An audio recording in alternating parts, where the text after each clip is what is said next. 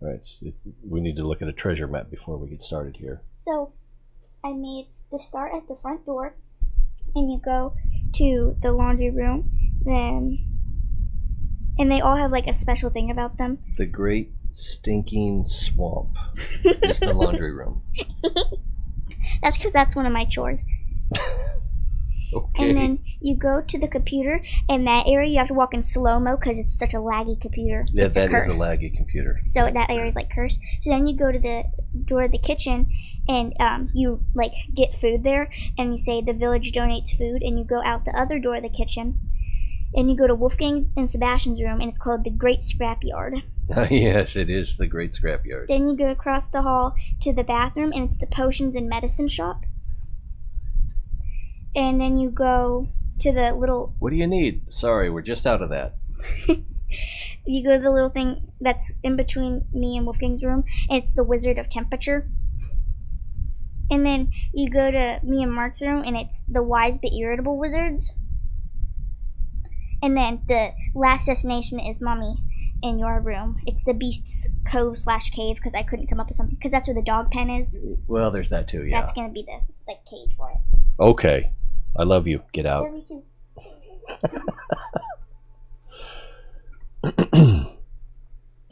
Shall we continue?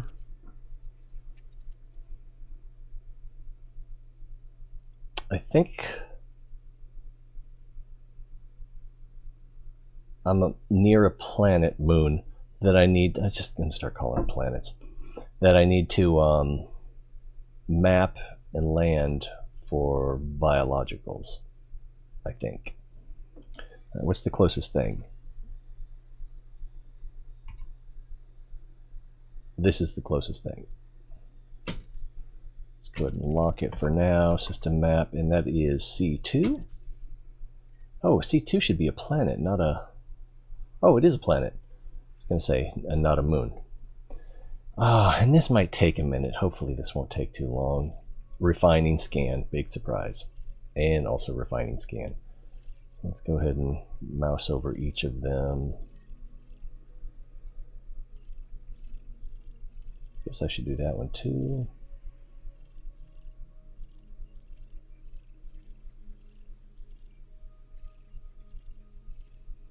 All right, now this one I think has biologicals as well as geologicals.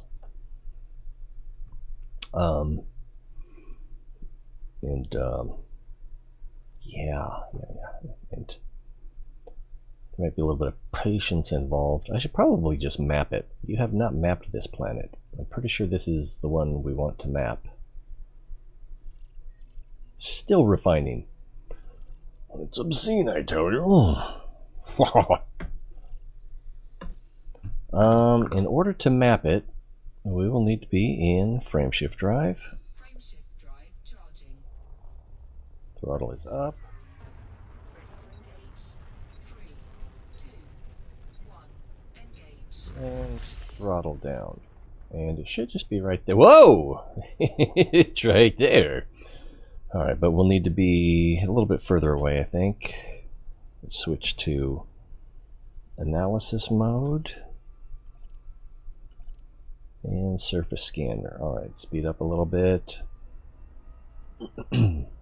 Actually, I should probably be going away from it, since we're trying to increase distance.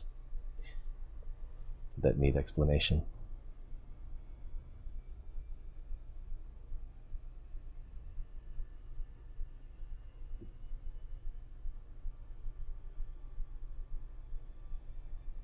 This is probably far enough away.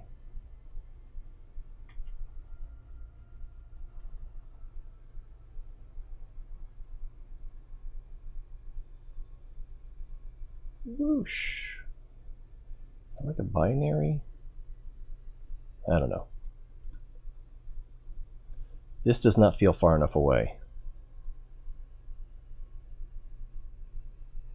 Yeah, we're going to need to get a little more distance. I thought 21... Maybe what I need is more like 0.15 light seconds. Something like that. Oh, I went too far.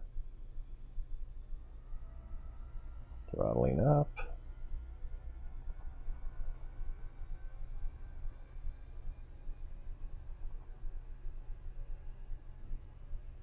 There we go.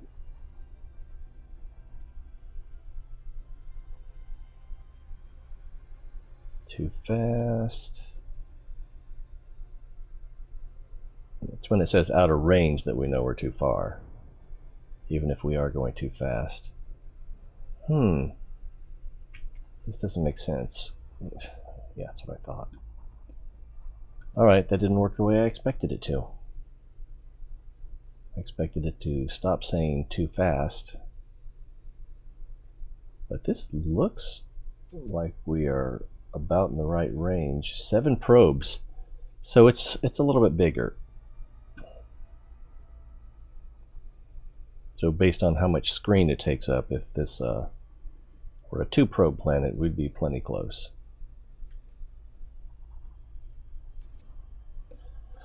Seven probes. Alright. Let's see where that goes. Backside. I probably should have shown you the galaxy map before we got started. Way out, just past the edge of Hawking's Gap. Well, that's on that side. Alright, well, we'll just do the same thing over here then. And then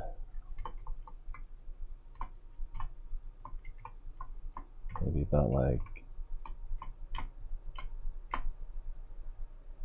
that.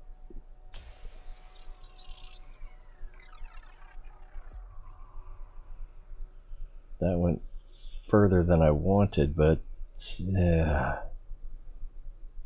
it may be hard to get that efficiency bonus because we wanted a little bit of overlap there, but that seemed like that was a little too close to the horizon, but good overlap. Alright, so if we do this similar thing down here, maybe a little bit, probably going to get too much overlap with that. Go back up here.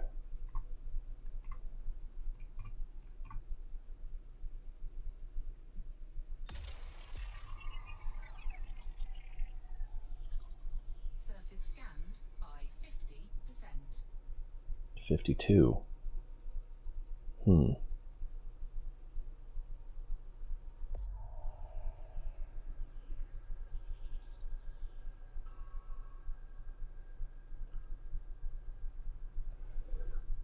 So we've got 2 left. Very little front. I was going to say very little front side coverage.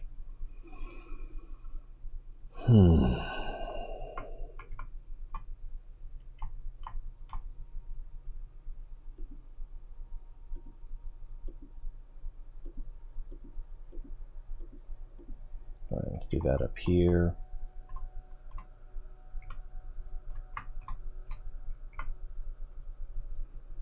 Yes? Maybe a little bit less there. Alright. 68, so yeah, I don't know if we're going to be able to get 22 with 2 probes. And then I'm not sure how much close this will get to the middle.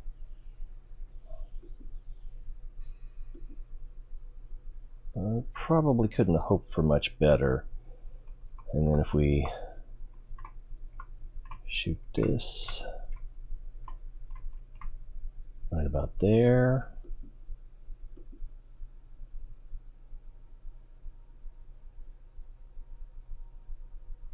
Maybe a little further out.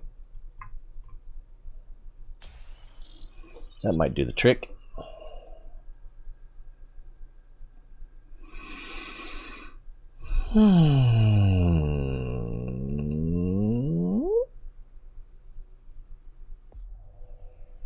That was about where I wanted it. Looks like we got it. Surface scan complete. Okay. First, see if the Alright, 2 biologicals and 22 geologicals. Oh, steady boy. So looking at the galaxy map, if we try to go top down and pull back. Okay, so this is the Hawking's Gap sector, and this is the bubble. So we're, like I keep saying, I don't know if or when we'll ever come back to Hawking's Gap. So I'm trying to get as many codex entries as I can while I'm out here. But then it also occurred to me, like the whole thing that we're trying to do is we're doing some engineering so we can improve our ship, so we can do more or better exploration. And we're exploring right now, so why don't we just frickin' explore? I mean, if that's the goal and we're already doing it, then shouldn't we do it? So here we go. Let's see, we'll need to get closer. Let's try locking biological 1. And it's just showing us the planet. I don't think it's going to be right there. And I don't remember... Oh, if we switch to combat mode, we can see which side is lit.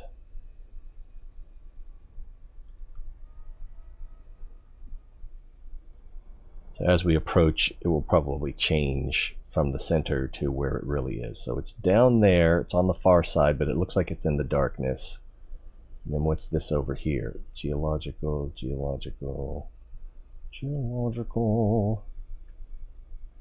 I want a biological that's in the sunlight. It may not exist. Let's cut the engine. And we will try selecting biological signal 1, which is right there. We appear to be closer to it now. And it is definitely in the dark. So let's go back to biological 2.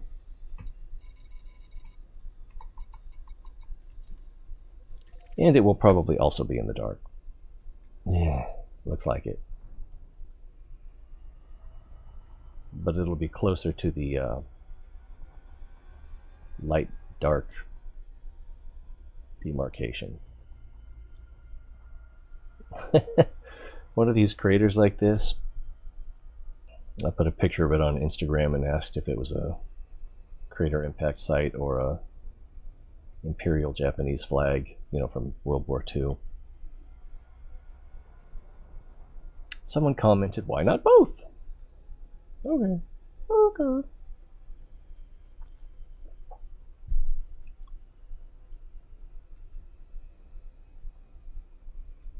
Maybe we can speed up a little bit.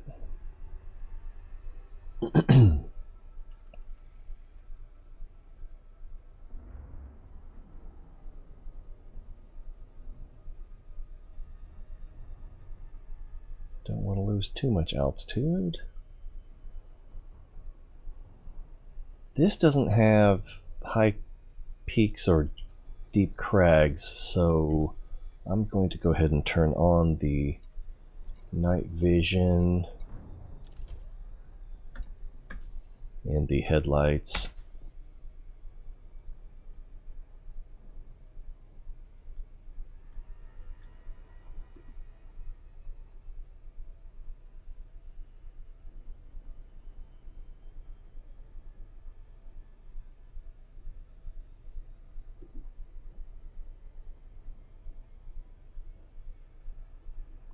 Looks like it's just past it's at the horizon.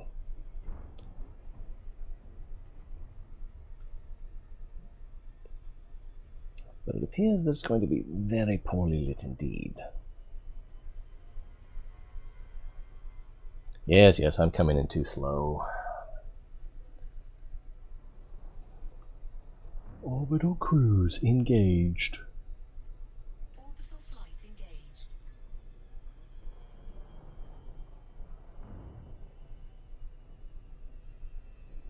Distance 2.5 megameters, so let's watch our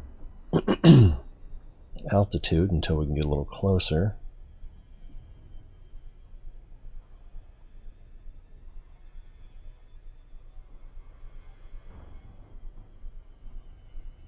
That'll give us about a 45-degree angle. Gravity is 1.8. Oh, we need to be cautious here.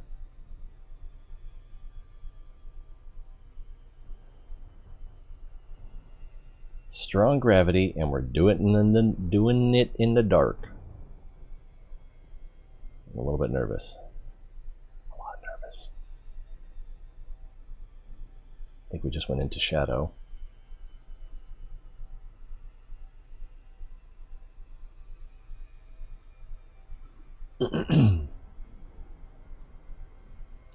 Three kilometers a second. We've got 120 kilometers to go. Carry the 2. Here come the cruise. And I think I'm going to pull up at about 20 seconds.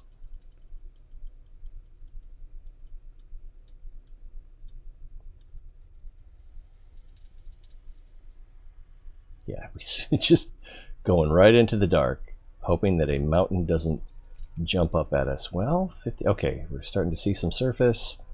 Getting nervous. Getting nervous. I don't want to exit cruise at 20 kilometers away. All right, let's.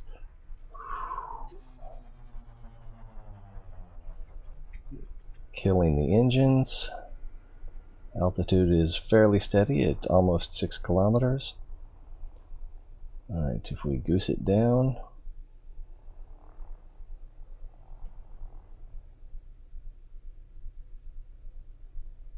It is not slowing very quickly.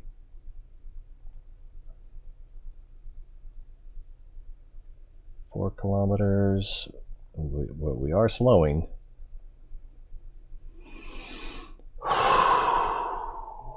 Try not to die. Thanks, Scooter. All right, if we just tilt down, that should be enough to get us moving. I'm giving a little gas. Because I've got a little gas. It's just charitable.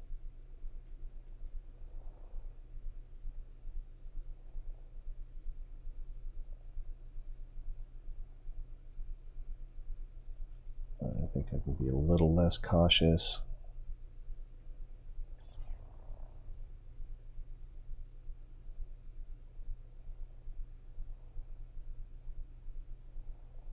Is it more anemone? That's what it looks like. Braking and leveling. Alright, we came to a stop pretty quickly here. 1.97 Gs. We tilt forward. We're stable. Alright, let's continue.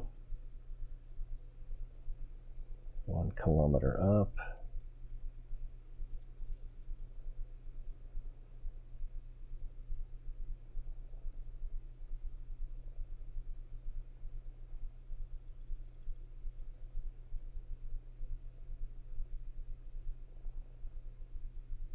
And this does not look like there's a place to land. I don't think we'll be landing here.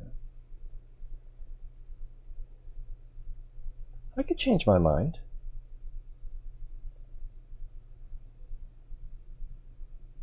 Why did it just...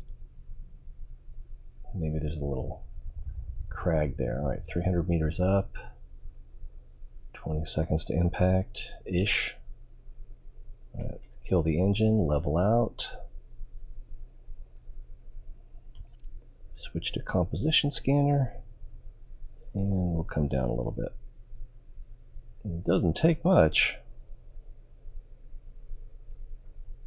and the inertia is strong. I'm going to go ahead and extend the landing gear. I'm trying to, yeah, I was using the up thruster there.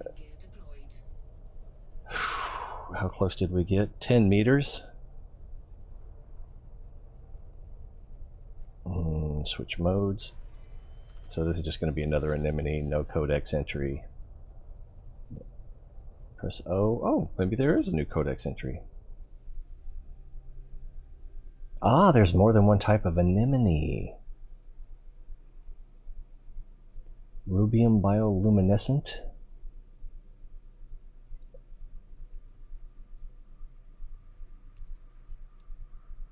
Okay. Varieties 3.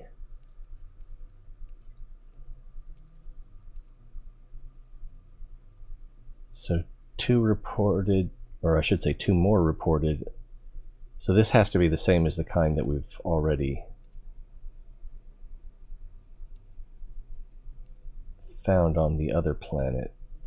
These look like they have a blue light, pink, purple, and more orange.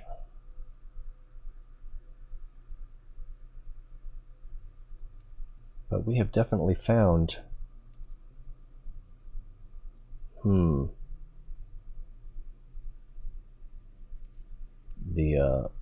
pink purple type. Could have sworn that's what that last one was, but that's not what this says. Yeah, this terrain looks horrible.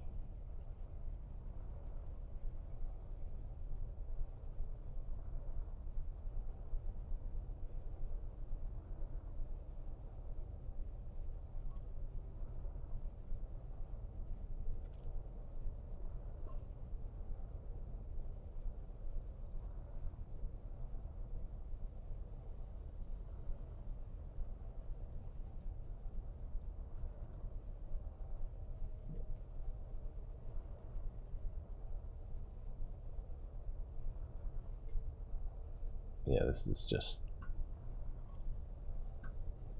pretty bad. Whoopsie. Easy there, horsey. Got myself a bucking bronco.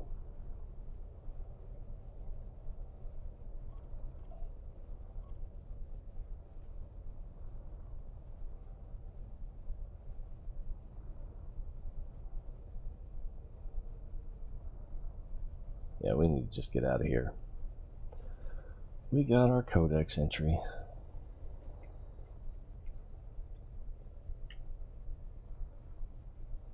This is weird. Oh, it's because I have the cursor. Anyway, going up. Yeah, it doesn't look like there's any place good to land over here either. Maybe way over there. Yeah, Twitter's busy today.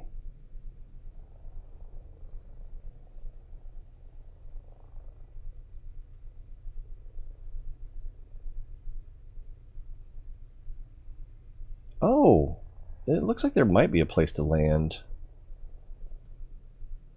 If I can get it to swing over here.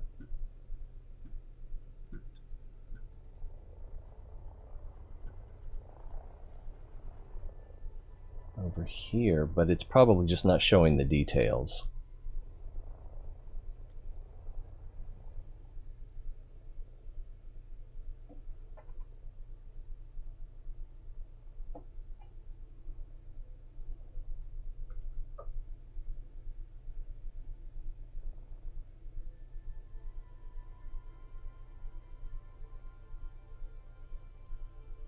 Yeah, maybe right here. I'm nervous about descent. Yeah, up at 400 meters, it's just not showing the details. That's what the deal is. So, we're still descending. That's gravity strong.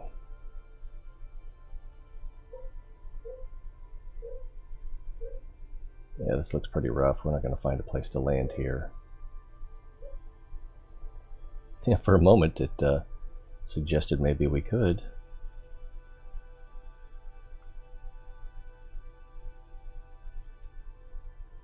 Well, we got a blue light.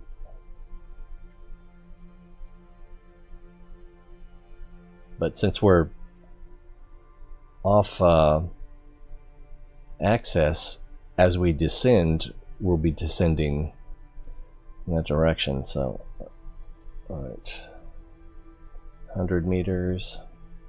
It's really not worth landing. Landing gear is still down. 62 meters.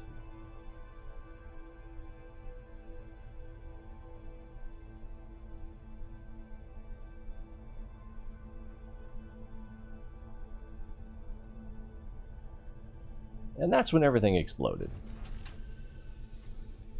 I'm very surprised. Alright, let's take a quick look around. Probably not going to be worth it. Before I do that, let's make sure. Well, we can't see anything because the lights are off.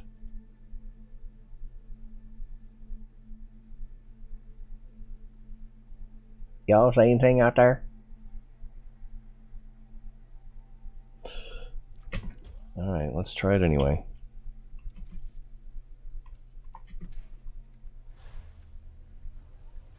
Drive assist on. High gravity warning. High gravity warning. I believe that's a first for me.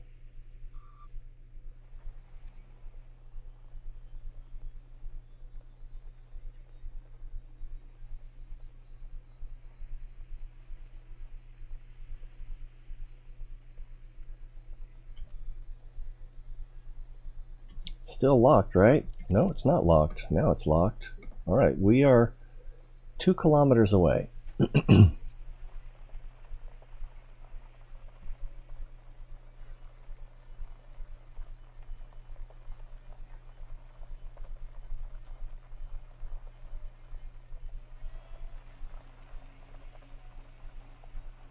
The stars at night are big and bright, deep in the heart of 2 Mass J1427228-5940166C2. Careful. High gravity warning. Your mom's a high gravity warning.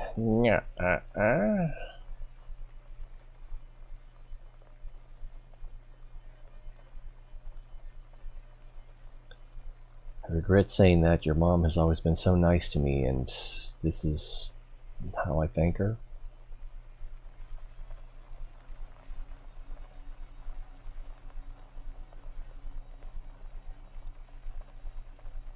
It's the monolith from 2001. Seen better days. Still about a click and a half away.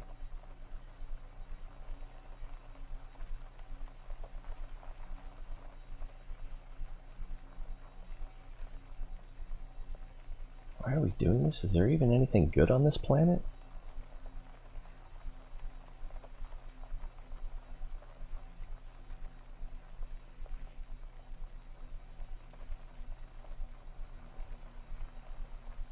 Oh crap.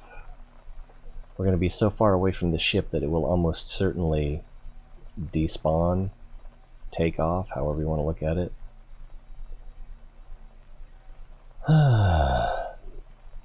Okay, we're here-ish.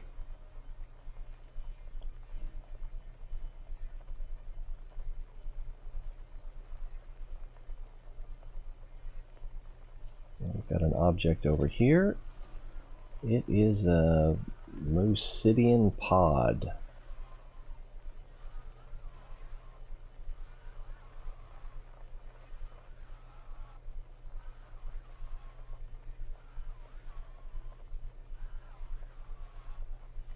There's something over there.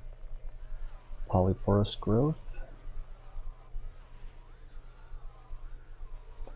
See, and you can't.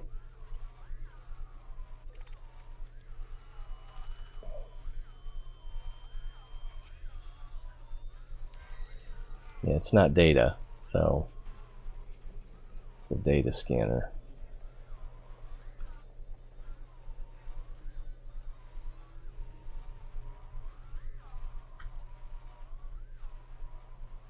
Did I switch twice?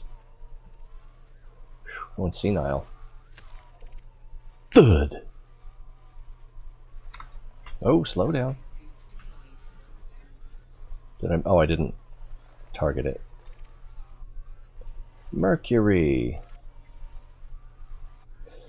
Alright. What does this planet even have to offer?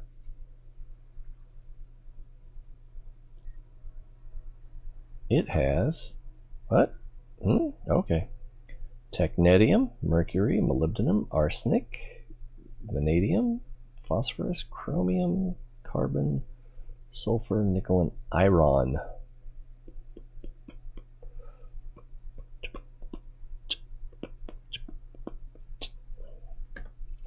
I don't even know which of those I'm short on, if any. And this isn't going to be... Okay, this is my... Alright. What? Oh, synthesis. There we go. No. Yes.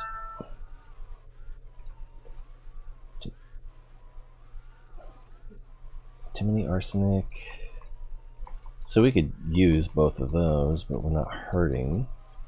Chromium. Germanium. I thought I had more than that. Lead. This planet doesn't have lead. Manganese. Molybdenum, nickel, niobium. Mercury. We're a little short on mercury. And that was after we just picked up 3. Polonium. Alright. Which I don't think this planet has. Ruthenium? Really? Selenium. Sulfur, technetium. We're actually doing a little better there. Tellurium, tin, tungsten, vanadium, and yttrium.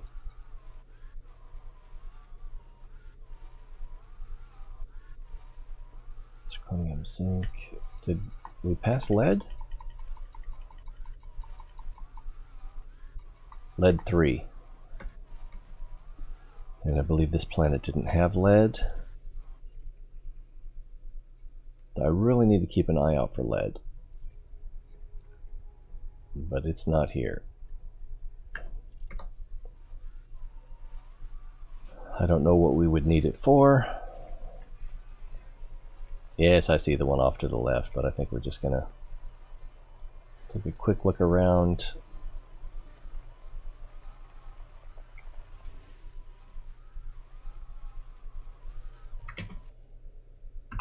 Get 1 or 2 pictures.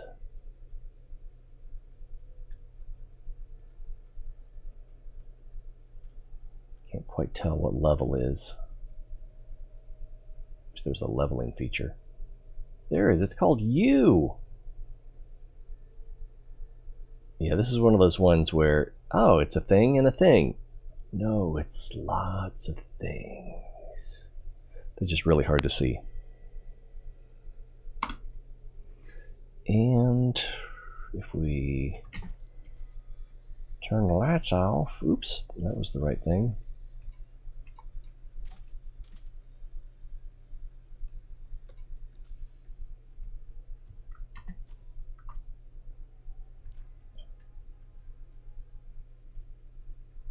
Same thing, less light. If we just get the rover all the way out.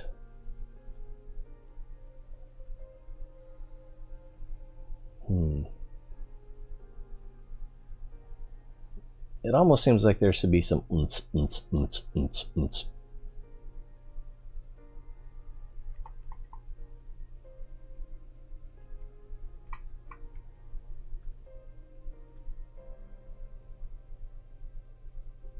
Yeah, this is just... Now you can't even see the other one. Well, a little bit.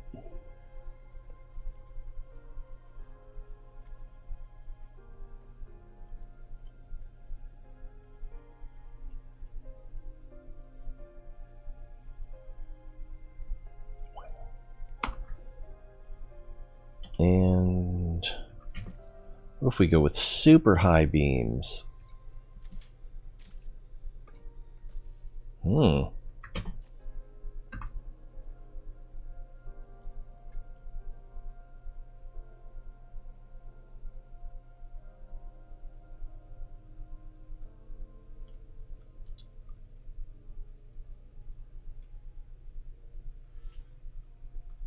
Yeah, I don't think I'm going to get a good shot out of this.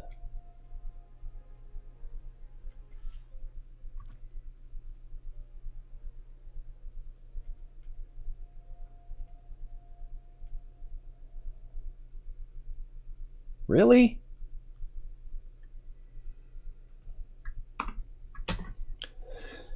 Alright, I imagine we should circle the wagon back to the ship and go visit a geological site and forsake this forsaken planet. That's probably a little redundant. Oh, T-Ray, why hast thou forsaken me? I'm just neglectful, it's my nature. Tried to warn you when we started this whole thing, but that doesn't make it any easier, I suppose.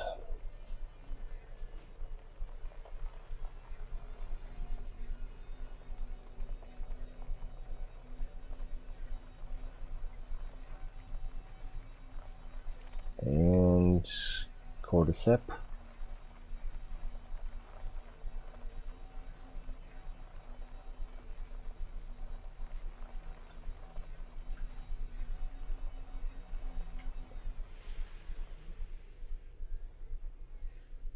This is weird. It almost looks like a trap.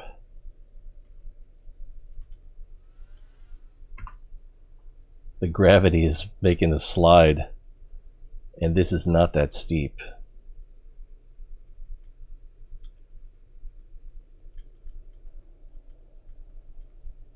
Maybe it is that steep. I take it back. If that's level, then that's a little bit steep.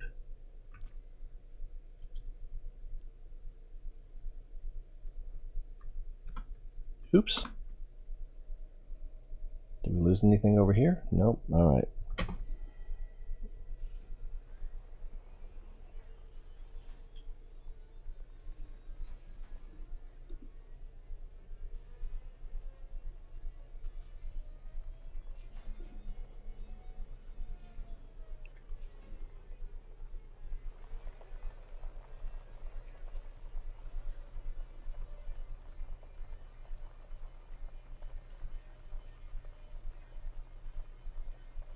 Oh, the ship is still on our radar. Interesting is how quickly things fall here.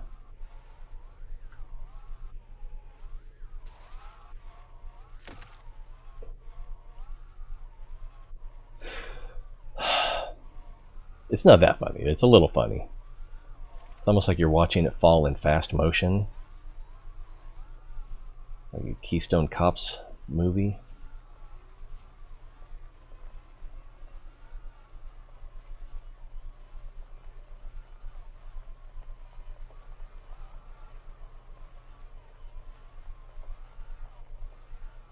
Hey kids, you want to go to the pumpkin patch? You can only see the veins on this one.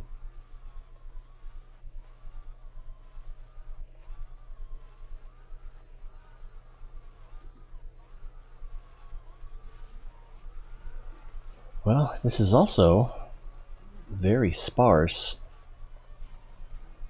of materials.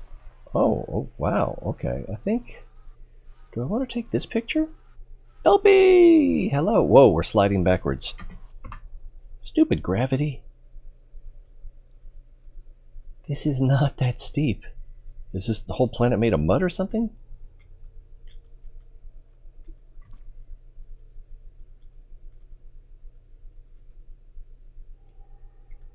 This picture's a little better, I think. That might be share worthy. Alright, let's head back to the ship.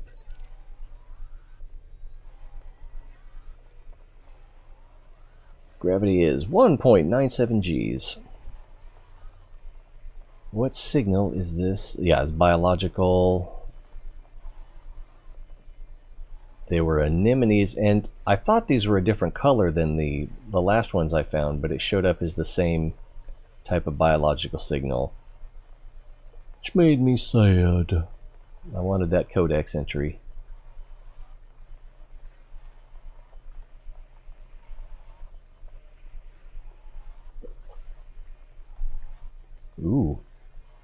wonder if it uses more fuel when you're in higher gravity.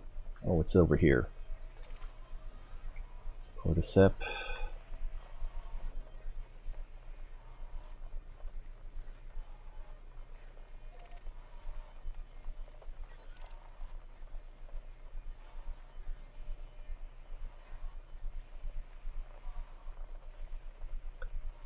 I remember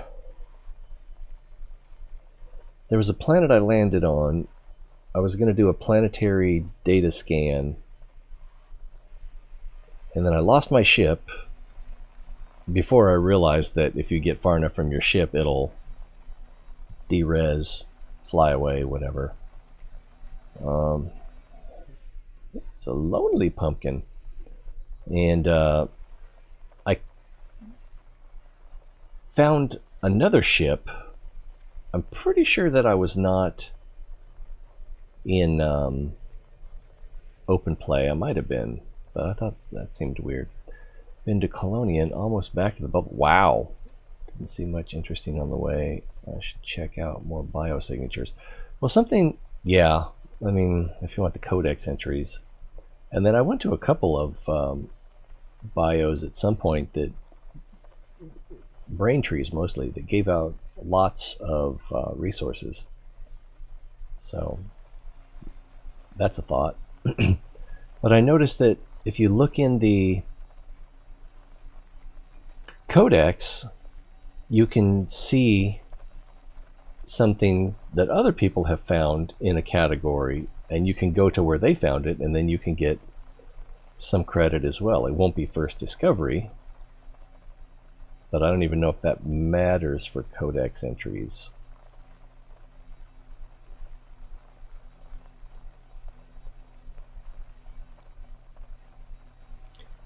And then, like, one thing I was looking at, I think it was the Wolf Rayet star. And so there's a codex entry for one that someone discovered out here in Hawkins Gap. But then when I looked at it on the galaxy map, it was really far away. You know, it was past the middle of Hawkins Gap. So if I'm sure it would be like double. Let's just go ahead and look at it while I'm thinking about it, because I will forget.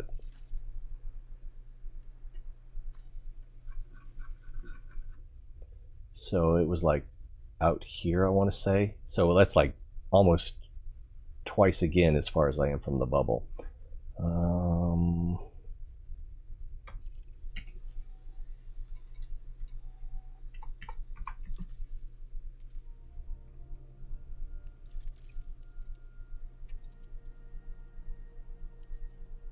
Stars. W.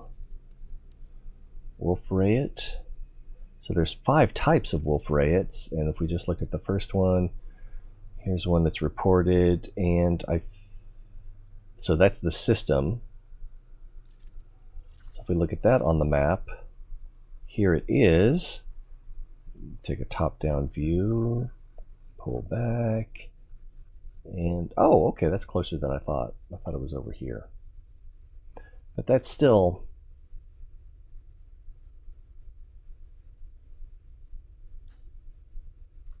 80% as far as we've come, although I've already started back, so yeah.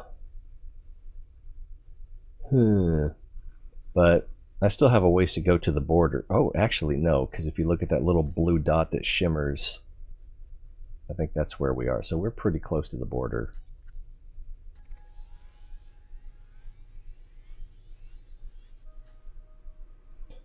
But there's all these blue stars around here. I think this system has a black hole in it. I'm not sure. Let's... Oops, wrong thing.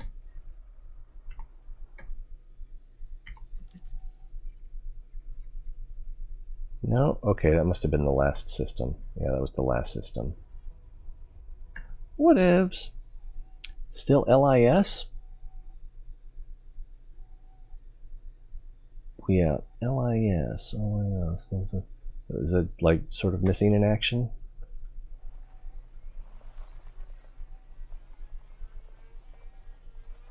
Drive assist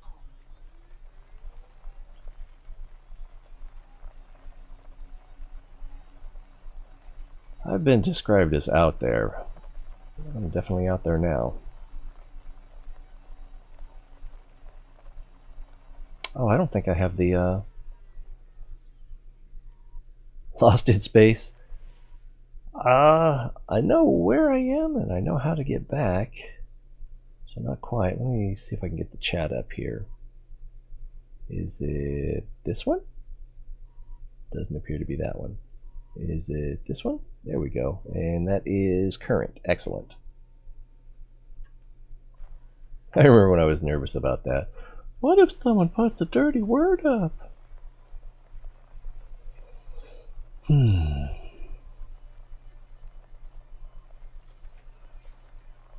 Oh, I should probably refuel as well, because I might forget next time we're out. Give myself epilepsy with this.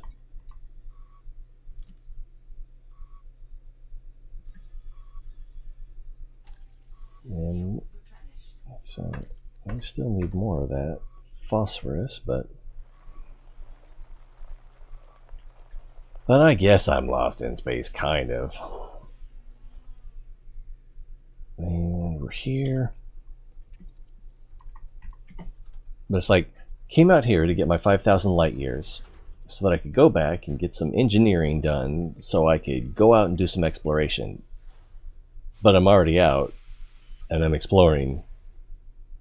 So I should probably do some exploring while I'm out exploring, since I'm only trying to go out exploring. I'm guessing the sun is over here, but this 1.9 Gs makes me nervous.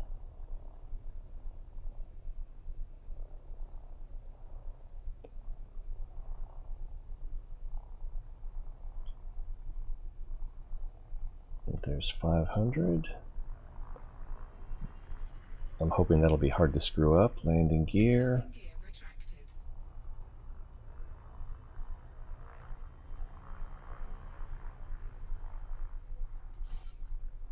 Ah, we're still mass locked. Frame shift drive charging. We are throttled up. 4, 3, 2, 1. Engage. Hello, King Akira. Hello, Survivor.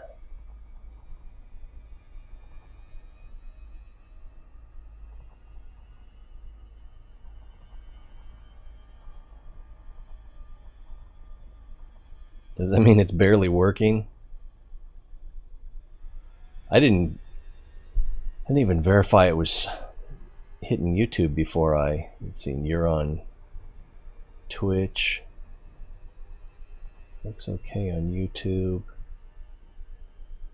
I hope I'm not about to crash into something. Yeah, I've had a lot of trouble with Twitch. It looks low quality, but that could be my settings because I don't need it to be high quality for me.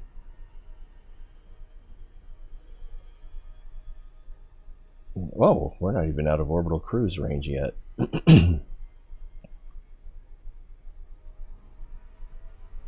going to throttle back. I can't tell if we are... No, dum-dum. If we are... we're on the light side. Sorry, no cookies. And if we go... Are these really arranged by closeness? Where's that? That's behind us, so we don't want that. That's also behind us. Alright, let's just tip down. This is my slideshow. Just think of me as max headroom. Poetry. Poetry. There's a geological. It's near the dark. That one should work, right? Heavy gravity planets. It's weird the shadow makes it look egg-shaped. Alright. Alright.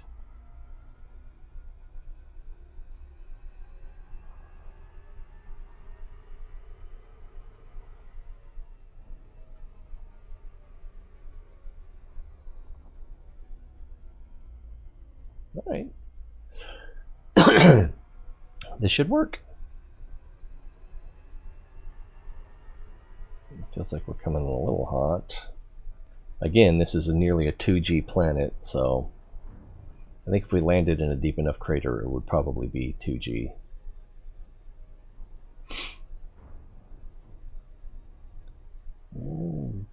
Descending pretty quickly, and now my angle's a little shallow because I wasn't thinking about that. Orbital flight engaged.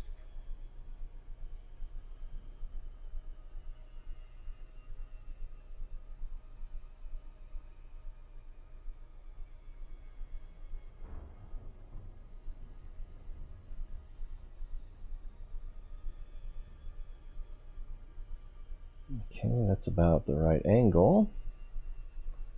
Although a shallow angle in this high G environment might be beneficial.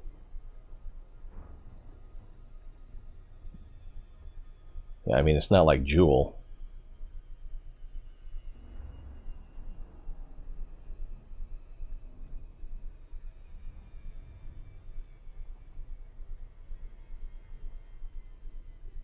And then I don't think your speed going into the glide mode affects your speed coming out of the glide mode, does it? I don't imagine it would. Your throttle setting might. Getting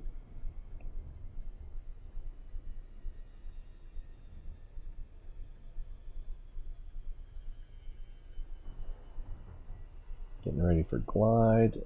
Let's go a little steeper and then we can flatten out as we get closer.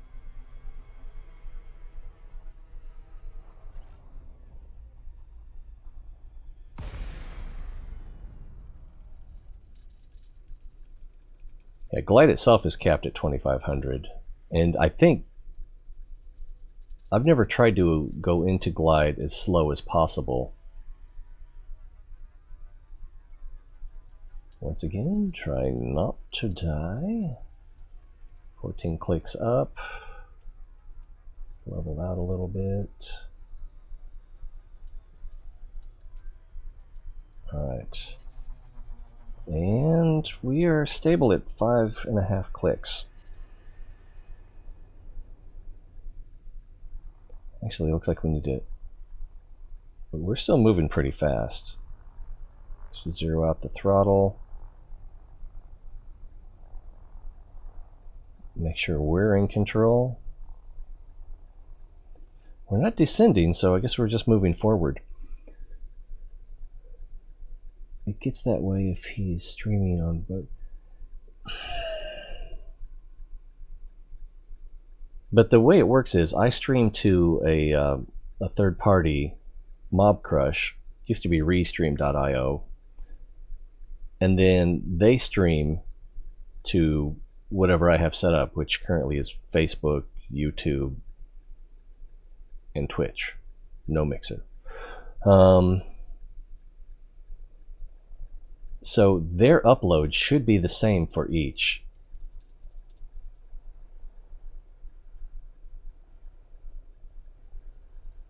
But it isn't necessarily.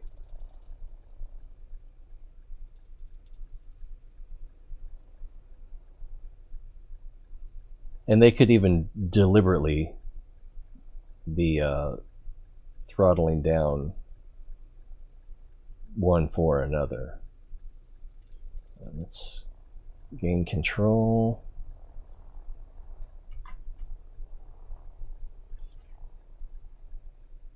Landing gear. Oh, we're still moving. Alright, and we're 1.5 clicks up. Give it a little goose down.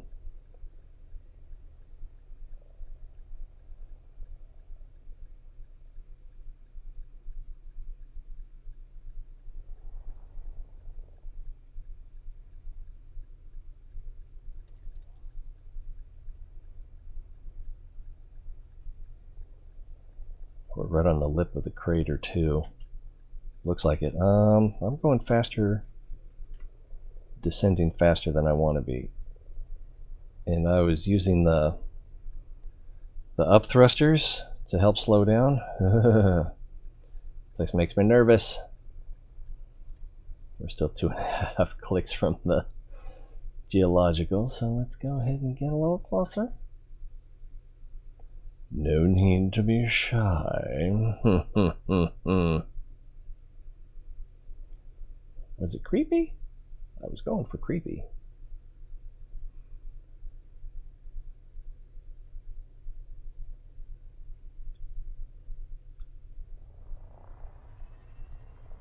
Yeah, horizontal speed shouldn't matter too much.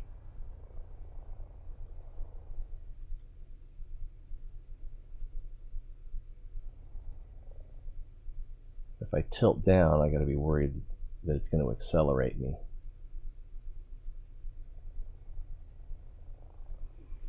Alright, do we have the right? Yes, and switch to analysis. And let's go down a little bit. It does not take much.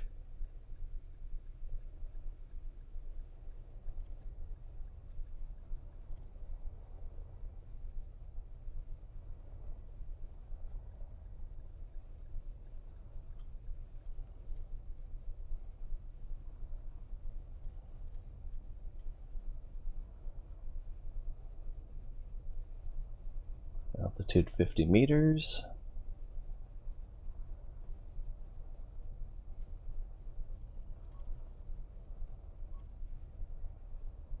Man, I'm just tapping that. Let's see if we can comp scan this.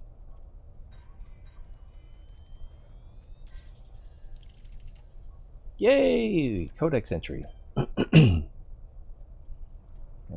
and land. Ooh, careful, careful! Eh. Landed with some authority there. No, not that one. That one.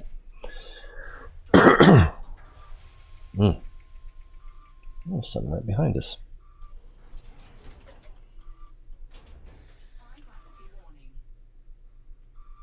Gravity is 1.97, so I was wrong about landing in a crater, apparently. What do we got here? Crystalline cluster.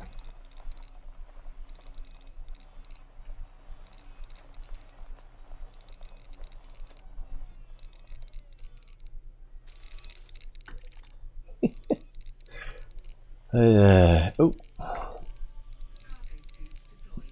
It is a little funny to watch things fall in high gravity. What we got over here? 200, 200, no.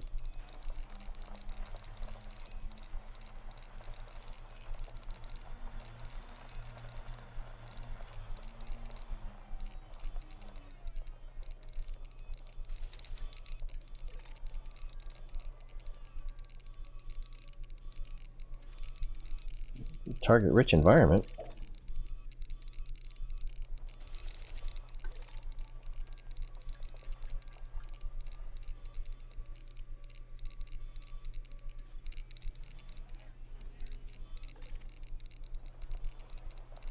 Precious cobble. I still have not looked that up.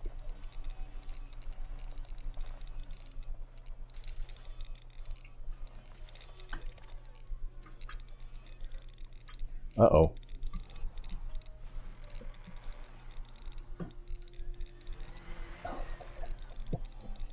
Did I take any damage? Just a little.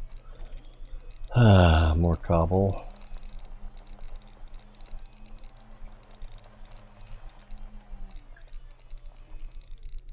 I don't know if I can depress the turret that far. No. I'll have to get to the other side of it. No, it won't fire.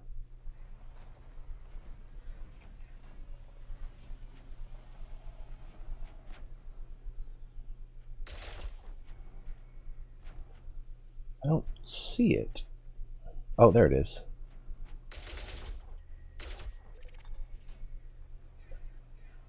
Shiny nickel.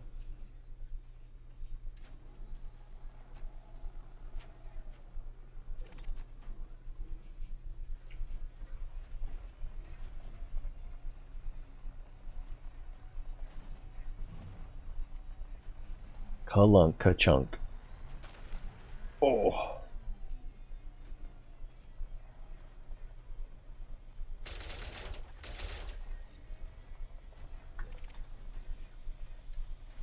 What else we got?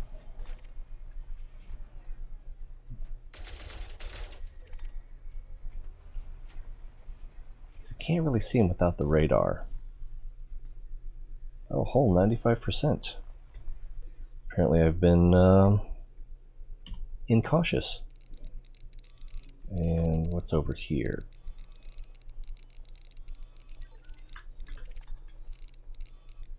Vicious cobble. We'll move on. And more. Needle crystals. Hello, Bullet Watch.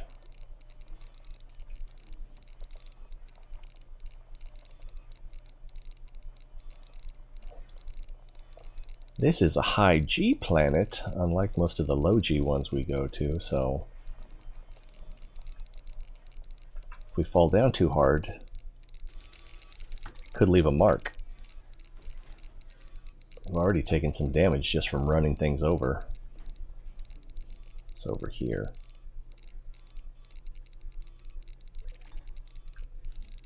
That thing again? More needle crystals. We're definitely heading this direction. Oh, what did I pick up? I wasn't paying attention. Sorry I haven't been around so much. Ain't really digging the game. Just not your that's cool. That's cool.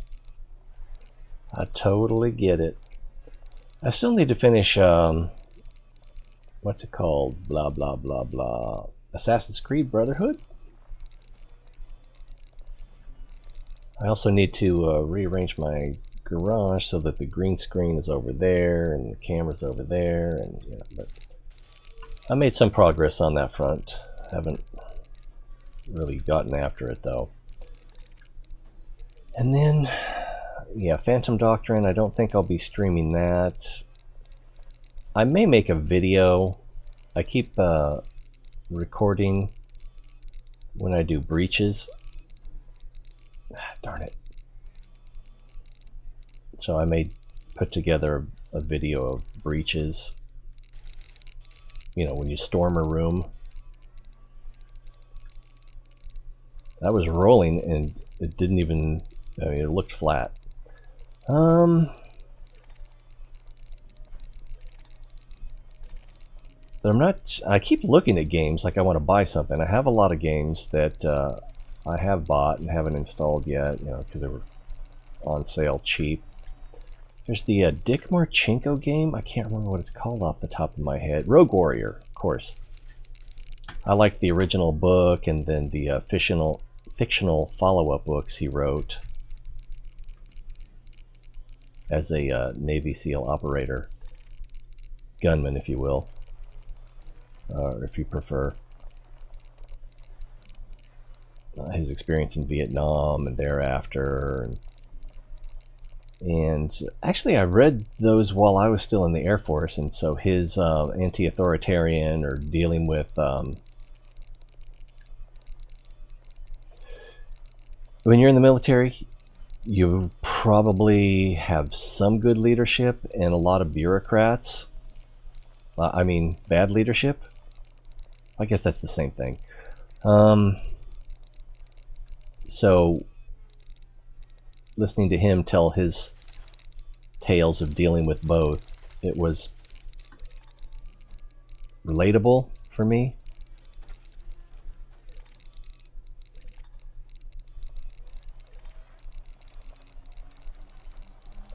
I was also looking at getting Ghost Recon Wildlands. I liked Breakpoint enough. And I like a game where you get to shoot people in the face. It's true. So I might like Wildlands, but what little I've seen of other people playing Wildlands, which is like a total of 10 minutes and one person, there were some moral choices involved. It's just like, the game wants you to do the immoral thing here. And there is a definite cost to doing the moral thing. So, I don't know. I might end up hating it for things like that. But then again, I might appreciate it more because of the complexity. It's hard to say.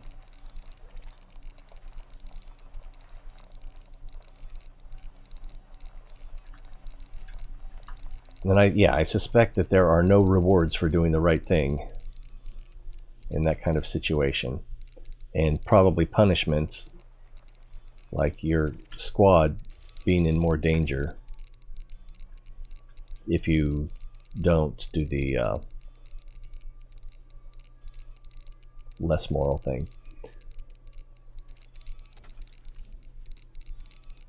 The Microsoft Flight Simulator, I saw that was they either have a new version of it or new DLC for it. But I think it's Obsidian Ant, who's a content creator that does a lot of Elite Dangerous stuff, or at least that's the only thing I'd ever heard of him doing before. Had some flight simulators videos.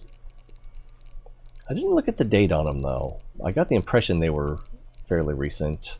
We'll start heading back to the ship, I think, before I get too bored with this. Or seasick. I haven't even stopped to take a picture here. I mean, it kind of looks like everywhere else-ish. And what's interesting about this, we got a lot of sunlight. Got a lot of chimneys. I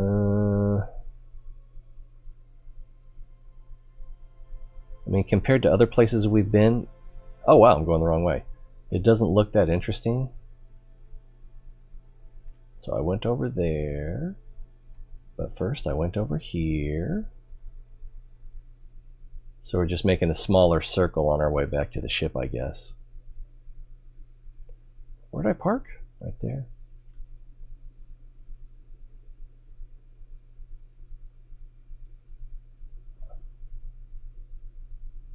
And we're in a crater, so that's kind of fun.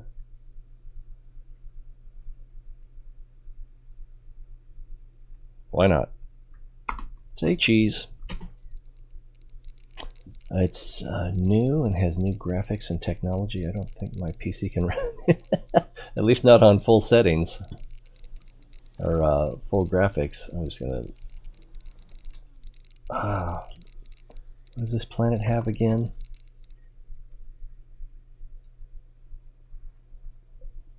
And I don't really have flight sim equipment. I've got keyboard and mouse. I do have a stick that does not have yaw.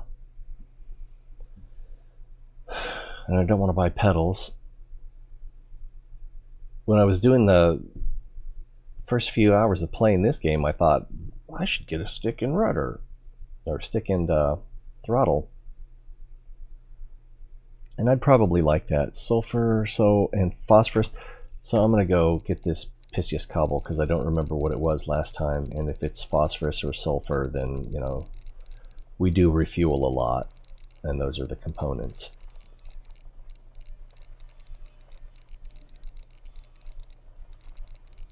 I've got this pretty cool graphics card, 2080 Super. And it's an improvement. But I think I would have to switch back to appreciate the difference. That's how it usually works.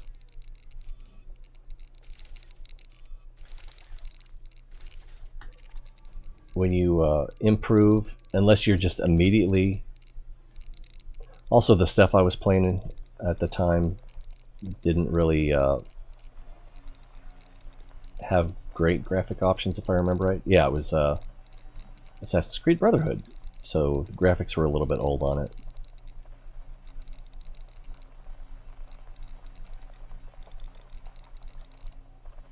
Yeah, it doesn't look bad. The last real flight simulator that I played was Pro Pilot 99, I want to say. And it was pretty good. I mean, basically, it had your full ground school training. And oh my God. I just remembered that I flew my little Cessna or whatever it was through New York between the Twin Towers. Wow. Little did I know that 2 years later, that would not be possible.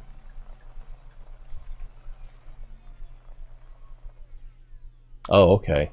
And I don't even know what my settings are. That's the wrong thing to go. I thought I turned everything up, but I'm not entirely sure. Ultra, so it's probably not going to get much more ultra than that.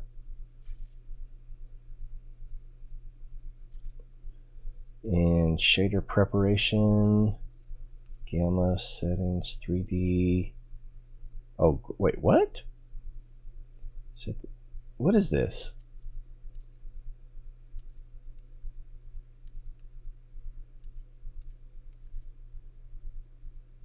Is that if you're doing VR? Oh, maybe it also lets you use 3D glasses, which got some really old ones, which I doubt would work with this. Reduce camera shake off. That's tempting to turn that on. Disable idle hand animations. That's just for the character, right? I guess. I don't know.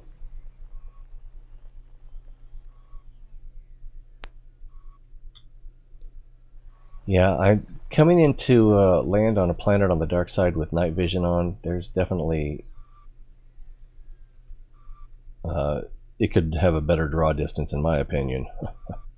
But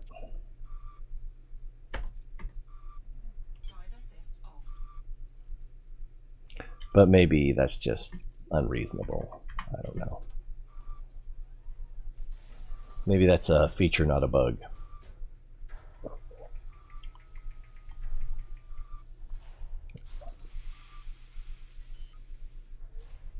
Alright, so we got our codec scan, which I don't think there was anything new. I think next we're going to be going to another planet.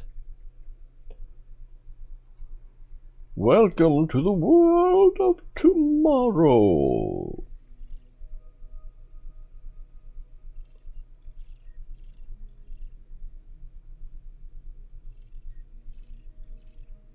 Okay, so there's a maybe. And there. Or probably, I should say. Alright, that's definitely our next stop.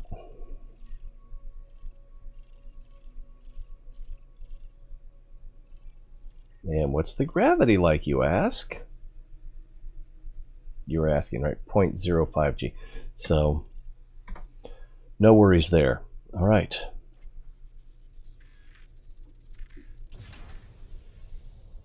It kind of makes sense that the night vision has limited range if it's like projecting an infrared beam and then you're detecting the reflection of what you're transmitting. If it's just so active night vision, if it's passive night vision, then it arguably doesn't make sense that there's a render distance limitation.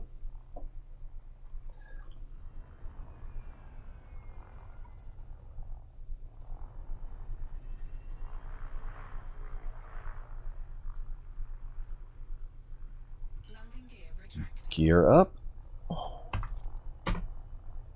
Wait, what happened?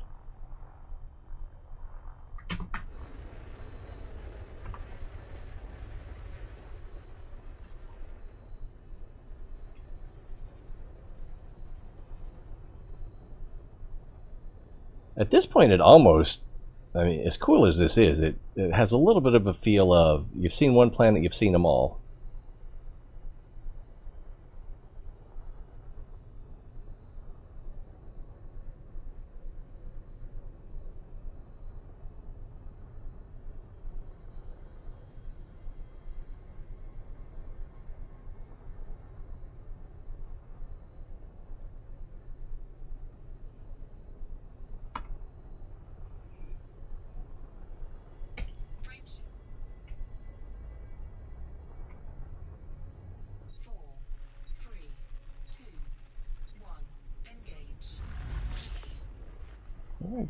Why did it give me a power status warning?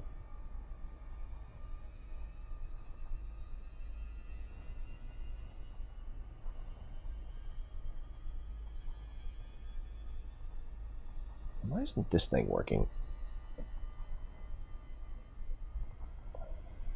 Probably a power saving feature. Went to a black hole inside a nebula. It was amazing. Yeah. I don't know if you were here when I had the Milky Way, the core in the background, and the a black hole in the foreground, and I was driving laterally, so it just made like a swirly fisheye across the galaxy. Bad planets on my PC. And FPS goes down. I don't know if my previous card could have handled this at Ultra, but I think it could have handled it. It was a I think it was a 1650 Ti.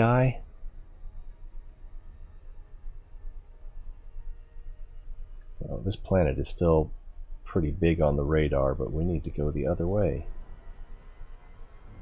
Wah! It's coming right at us!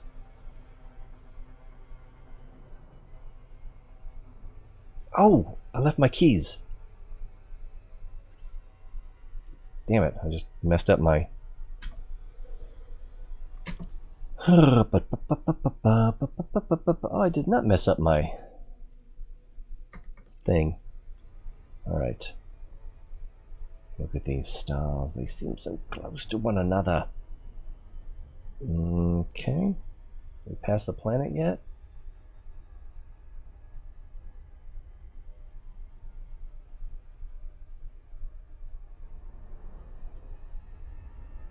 I guess so.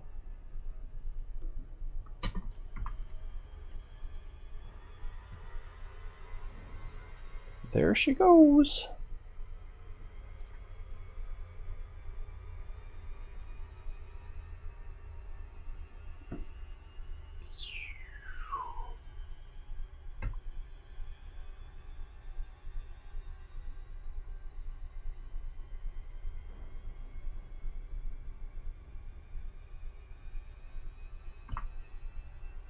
And where are we going? Somewhere over here. Actually, yeah, I think I'm nose up too much. I think I need to dip down a little bit. Yes, I do. I do. You are not keeping your nose to the grindstone. It's true. Yeah, I mean, as like plain as where we just left was, it was kind of cool. You know, even if it was just varying shades of red. I guess there was some yellow when we took off.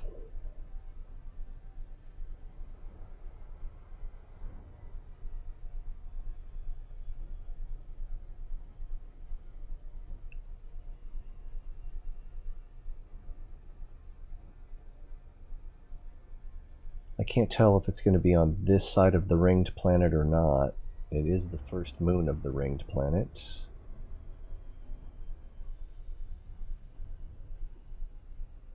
There it is. It's a lot of UI.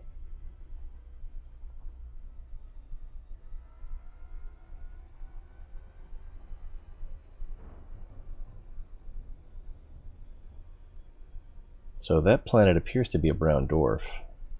It's definitely putting out a little bit of light. Not enough to erase its own shadow.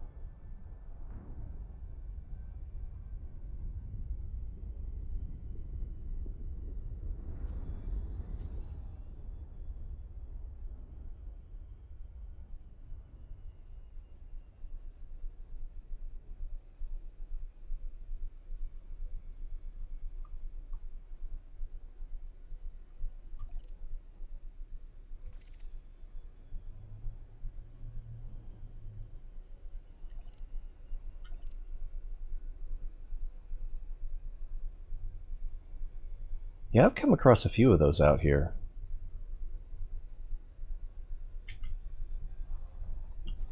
See if it says that it's a brown dwarf or not.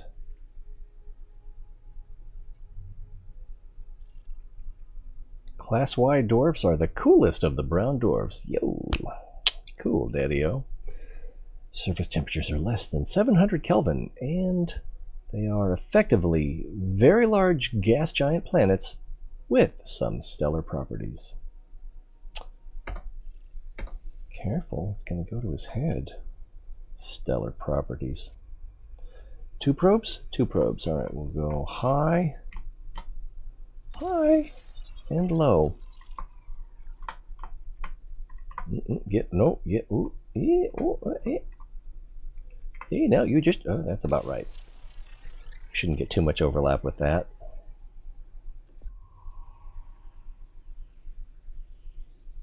Surface scanned by 50. That did not look like 50%.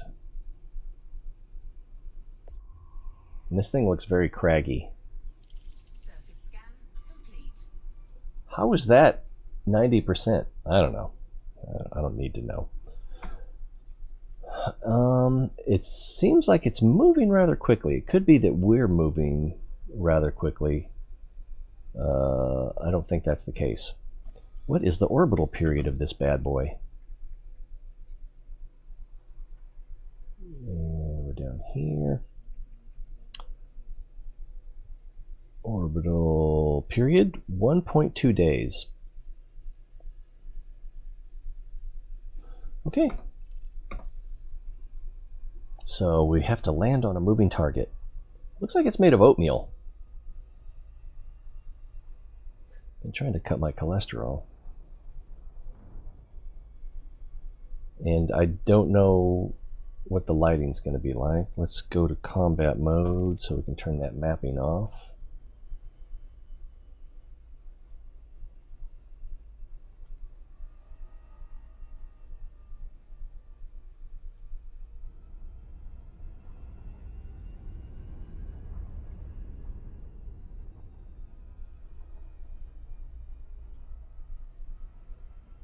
It's not very round.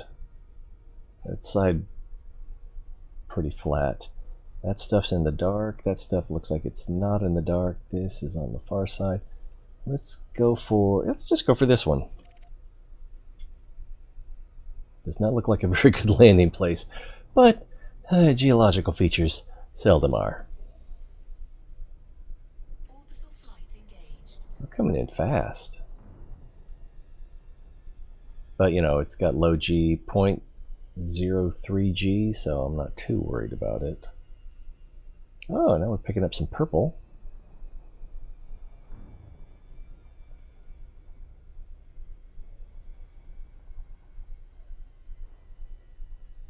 Almost drop altitude, but it feels like we're a little far away still. 66, 150, 60, 136. This is pretty close. Pretty good angle here.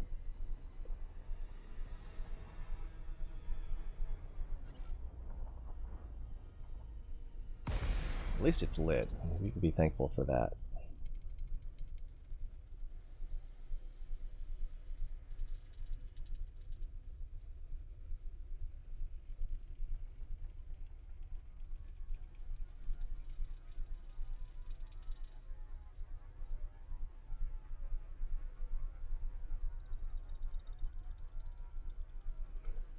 Colors are definitely coming out now.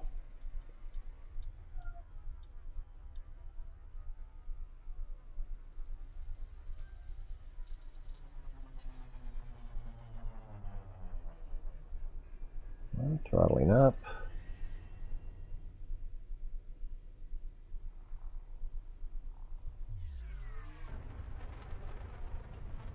Substantially less worried about crashing now. Ooh, it's in the...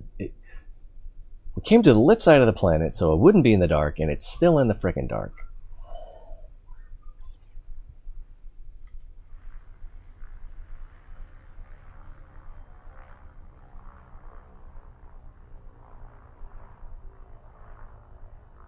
Ooh, I think that's the thing we have to go up to. Destroy the Death Star.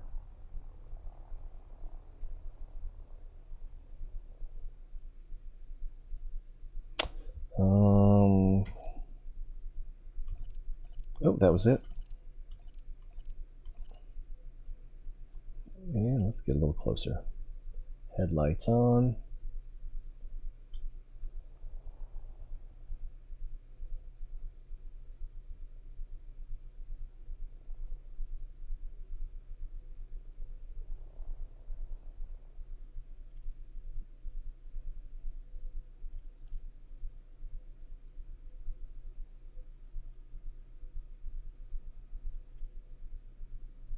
Almost worked.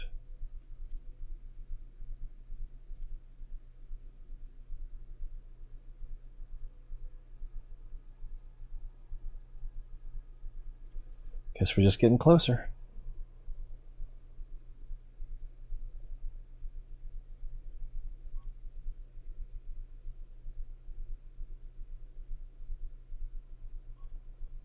Closer. Closer.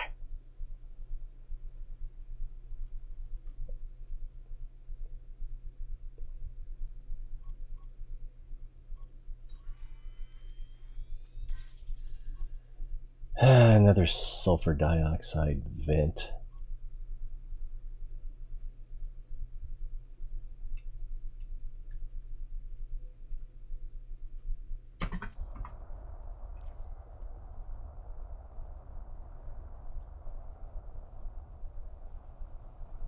Oh, there we go. Now this kind of tells a story. I need a little bit more fumigation. Should have taken that as soon as I got it lined up. I thought it was going to get better. It got worse. What about down? Not better. Up? Not really. I could probably bring the ship down a little bit so the headlights are better there. Don't really need to go that way. Don't really want to go that way. Come on. Do I have to pull your finger? Alright. Sorry. Patience.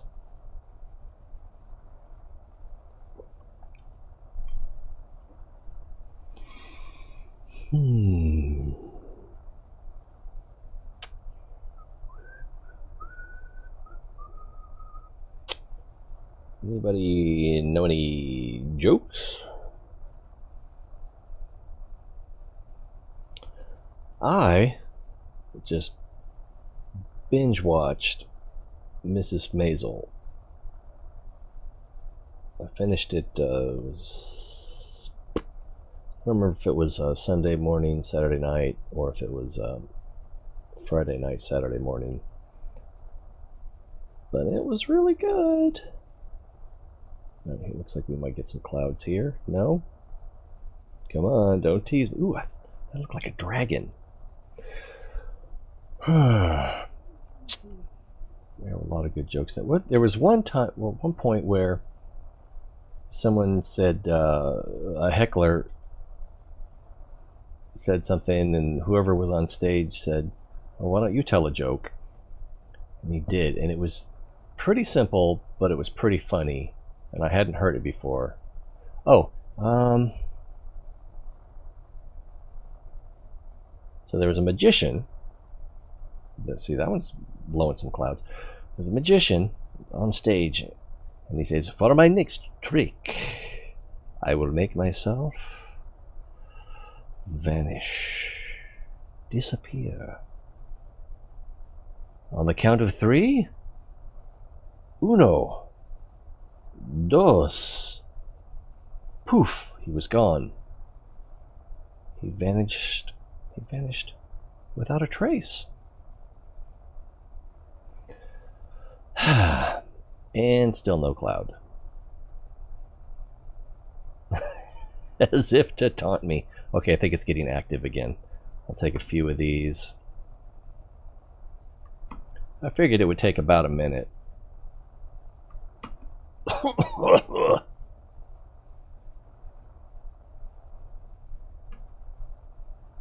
It's hard to tell that it's coming from that fumarole or whatever you want to call it.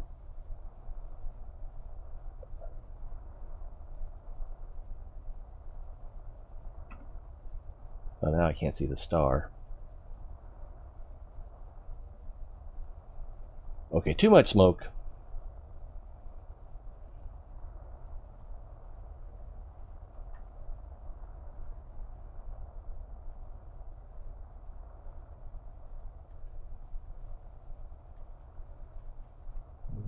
Widen that a little bit.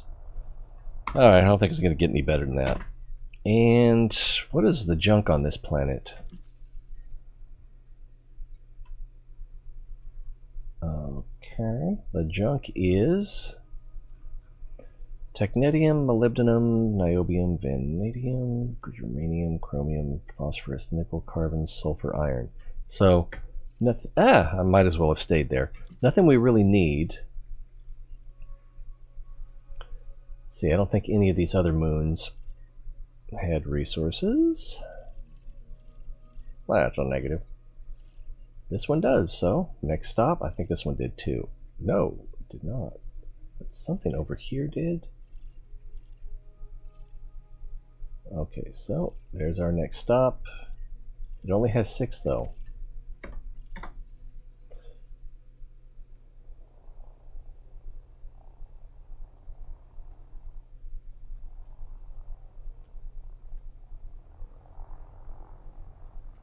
Actually, before I did that,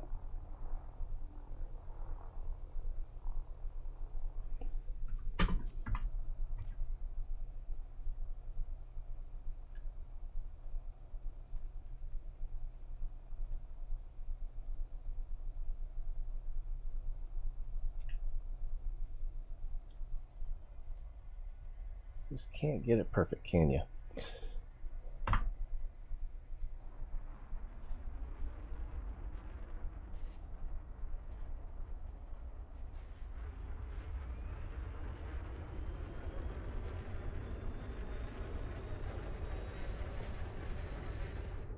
What the heck?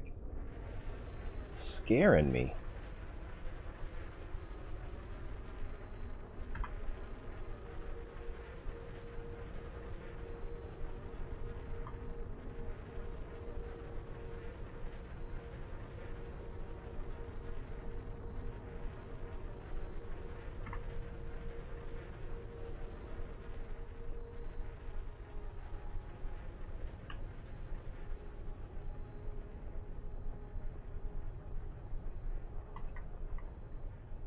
Can't even tell what it is.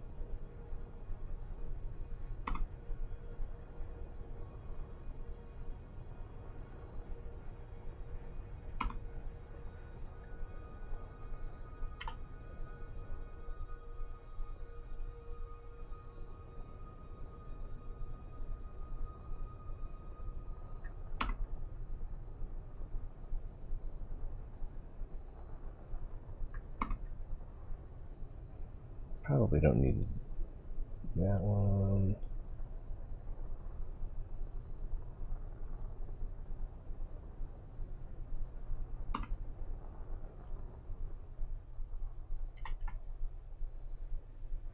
That's an interesting little divot.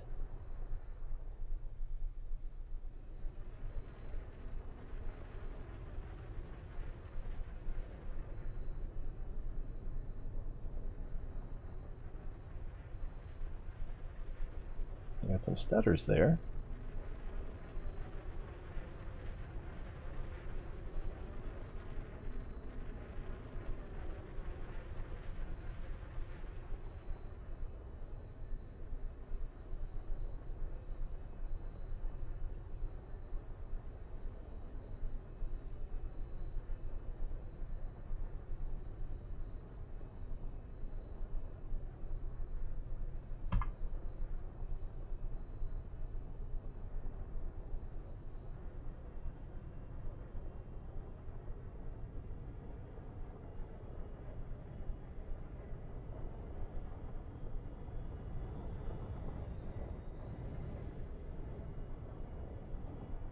I can't tell which way is up.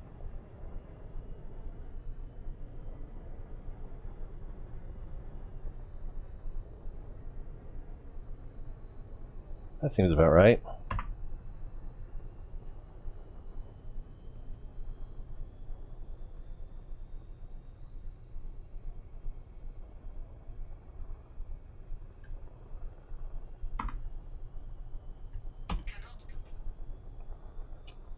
Are we still mass locked?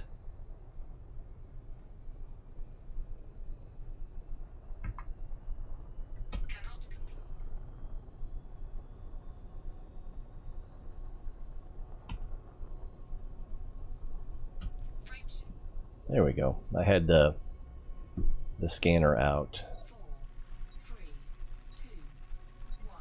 Engage.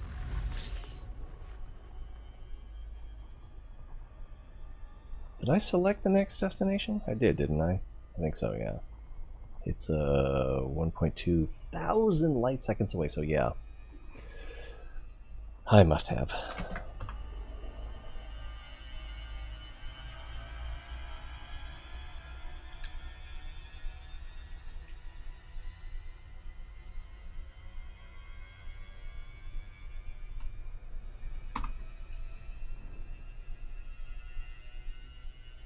I really should have gone for the lit side of the planet, or of the ship.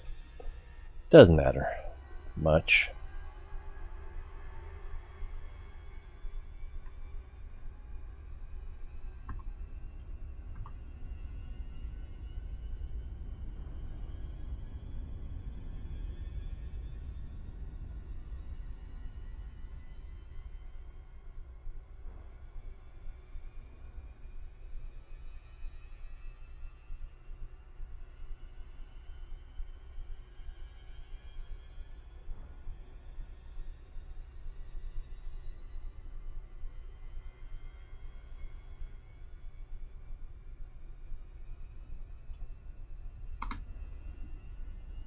Now, where are we going? Right over here. Just up a road of spell.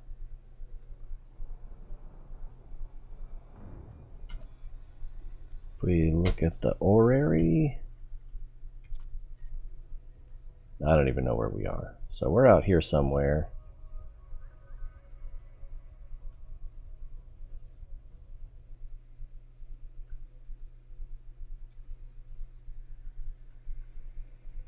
Okay, the sea star. Where are we exactly? So we're here, C5, and we're going to here, C6. So yeah, we got some distance to cover.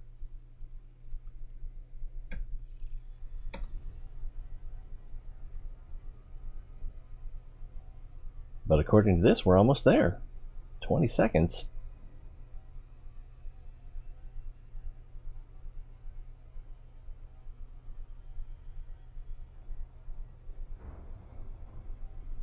I thought this was going to be around another gas giant.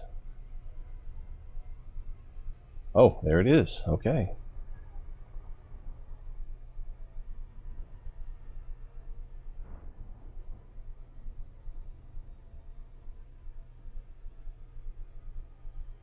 Now, in the system map, this gas giant looked bigger than the other one, which was a brown dwarf.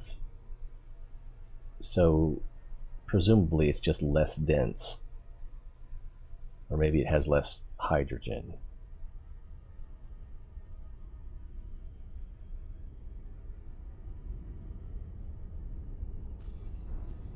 Doesn't look like it has less hydrogen, I mean.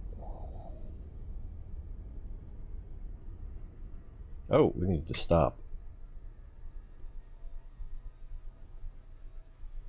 We're probably just about within scan range.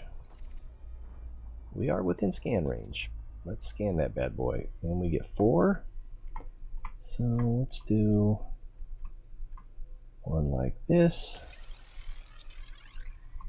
One like this. Ish. one like this. And then one right up the middle. It's so hard to get right up the middle, isn't it? Surface scanned by 50%. The Witness. I don't believe I have. Is that on Steam? There's Steam. Store. Store. I clicked you. There we go. Surface scan complete. Let's see. $40. Oh, Elder Scrolls Online. They've got that sale. I was tempted to check that out. The Witness. Some of this artwork looks a little familiar. You wake up alone on a strange island full of puzzles that will challenge and surprise you. $40, huh? I don't want to hit the...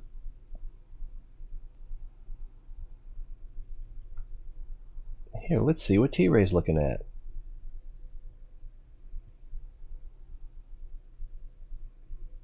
Ooh, that looks grisly. So I don't want to hit any of the videos, because last time I did that, I got a copyright warning, or claim, whatever. It looks familiar. Also been craving a little bit of Asheron's Call lately. I almost played it when Elite was in downtime the other day. It's visually interesting.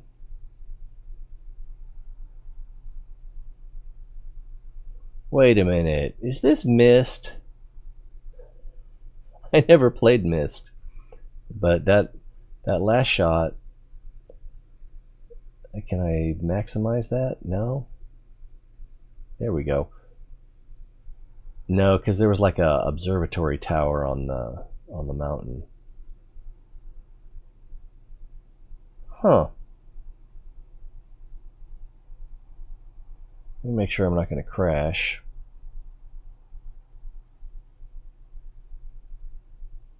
I don't appear to be about to crash. And then, if I hate doing a bunch of browser tabs when I'm streaming, but if we look at CD keys,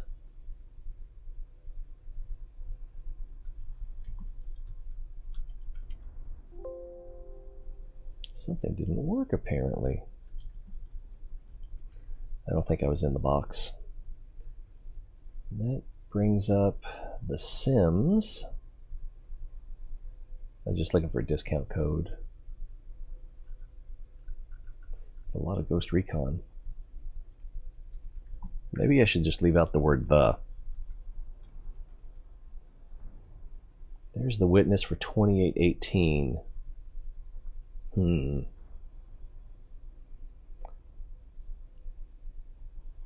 going to go ahead and follow it.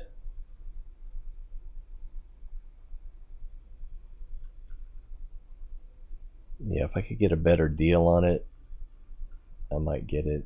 But I don't even know if or when I would play it. So...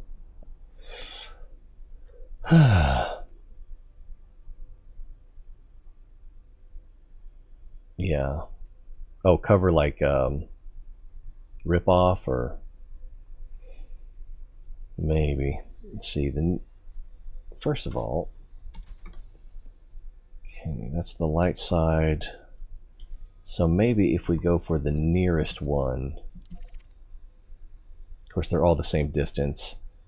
All right, so they haven't really resolved. We got to get close enough to the planet before their actual locations will resolve. Impact warning, impact. Switch here.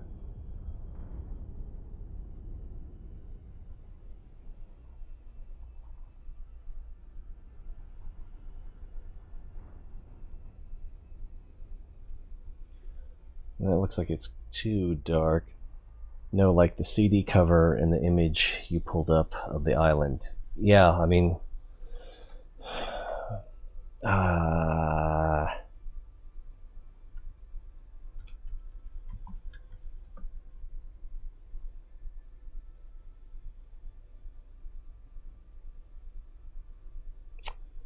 Okay, that's not going to work. Images.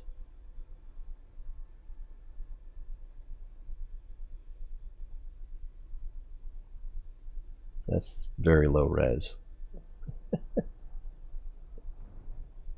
But I can do this. Yeah, and there was no rocket, right? If we so just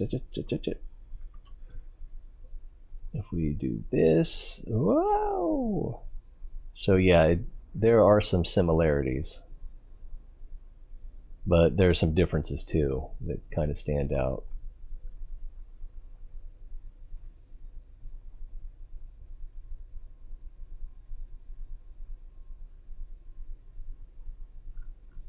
I almost forgot that there's a thing going on World of Tanks, so I want to check that out and see if I want to bother to try to get the reward that you work for. I suspect I will not. Those two look fairly close together. Why is that one so much closer? Maybe the other one hasn't resolved yet. Oh, switching to target. There we go. And then we'll come over here and work on getting a good angle for it.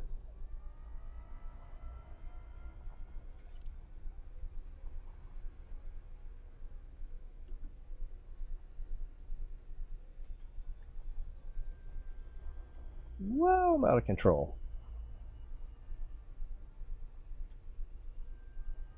Ooh, there's a dark blue dot over there. There's one over here too. More of a splotch than a dot.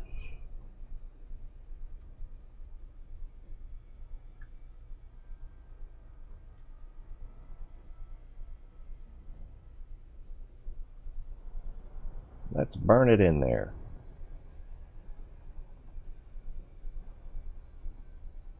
Orbital flight engaged. See, it seems to me like, well, if you're going too fast when you hit the drop zone, it probably has the same effect of when you drop out of frame shift drive and you're going too fast. So you probably wouldn't want to burn it in there as fast as you could. But I think you would get the benefit of, if you were going faster, but not fast enough that you would take damage when you drop out of frame shift, then it will step you down to the 2500. I'm guessing it's meters per second.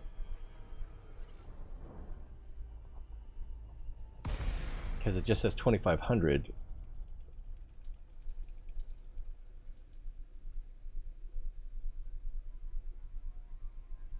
Yeah, it seems about like 2.5 kilometers per second.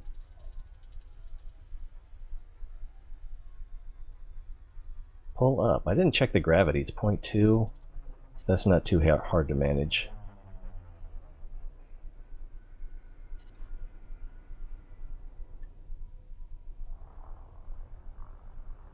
Looks like it's going to be the same kind of fumarole.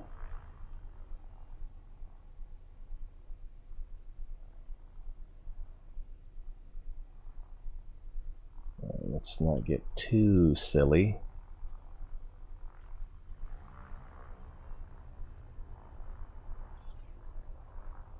Altitude 1.5 clicks. Interesting canyon, kind of. Alright, there we are here. Hello? What? I'm streaming, and let me guess, you don't have pants on. That baby does not like pants. I thought about having him do a stream today, but after we got home from the dentist, but he'd already taken his pants off, and I had an extra mic that I thought I might be able to use so that I wouldn't have to hover close to him, so that this mic would pick me up while he's talking. I really need to do that soon, because he's going to run out of cuteness.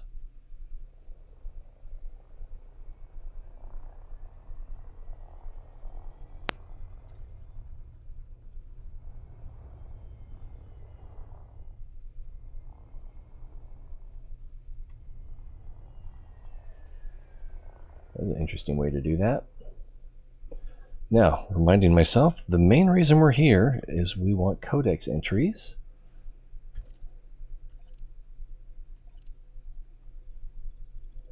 And these look like the same thing we just scanned on the last planet.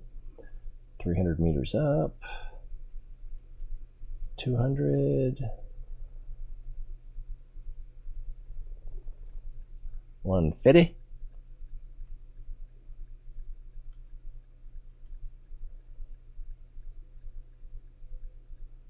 Really, any of these white patches we can scan. Pretty sure. Yeah.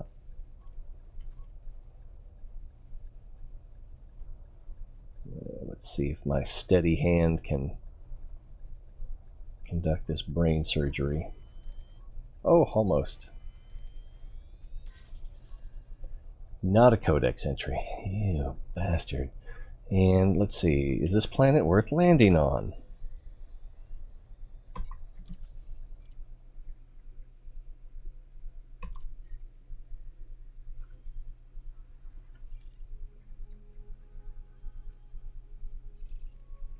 It has same stuff, except for antimony. It has the same stuff. This is a fairly easy landing, so let's get some antimony, hopefully.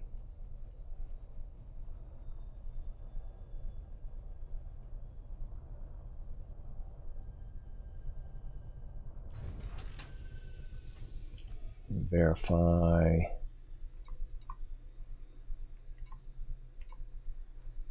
Antimony, 36. We do have 36. Is it worth it? Drive assist on.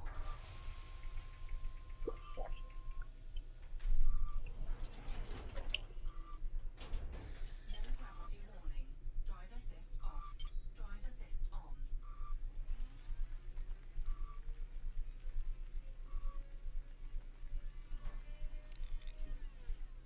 So I'm not sure if we should be looking for crystal fragments or crystal clusters or needle crystals. It could be needle crystals.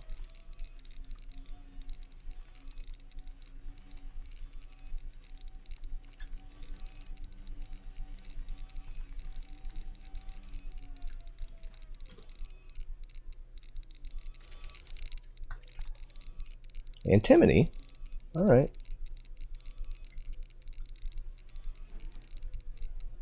Dum-dum. Cargo scoop deployed. What do we got here? Crystalline clusters. Piscobble.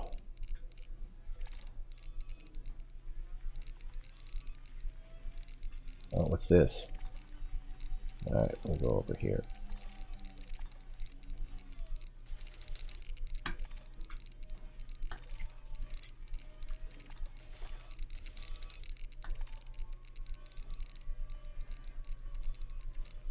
Tintin.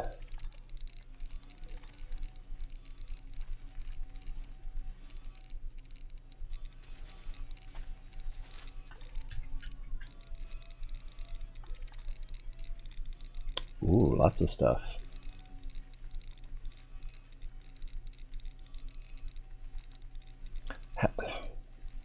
Have you played The Witness? Yeah, we're too close. Or too, it's... I was afraid we weren't going to be able to get that because it would turret too depressed. The Witness, have you played it? Why do you like it? Why do you love it? Why do you hate it? Why do you think I'd like it? Why do you think we would like it?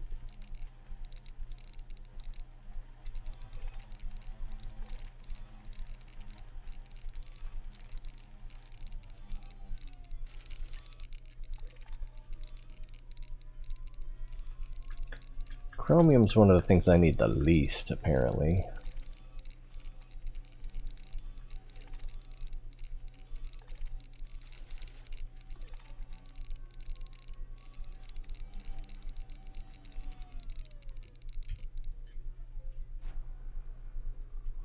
So it's obviously the ring from the planet, but we're getting some... Is that aliasing? Is that what you call that?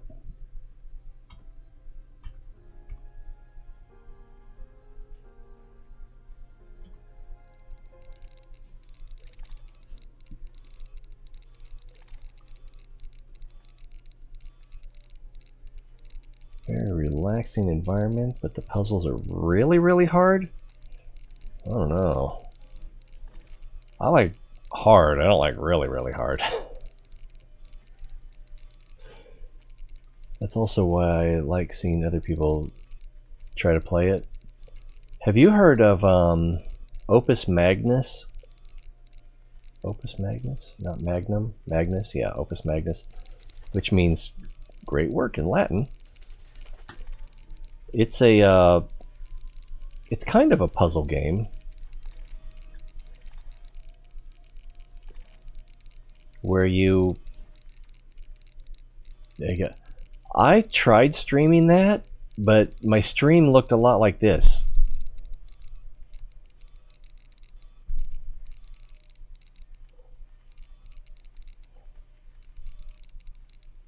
So while I liked it, I just couldn't stream it, and then I kind of stopped playing it after that. What got really frustrating is solving the puzzles isn't that hard. Doing it efficiently, I would usually try fewest number of steps. Was hard, and I could never get, like, I could never match the top scores. I was like, how did they do that? So then it started hurting my brain, and I mean, I learned some tricks that I've forgotten already.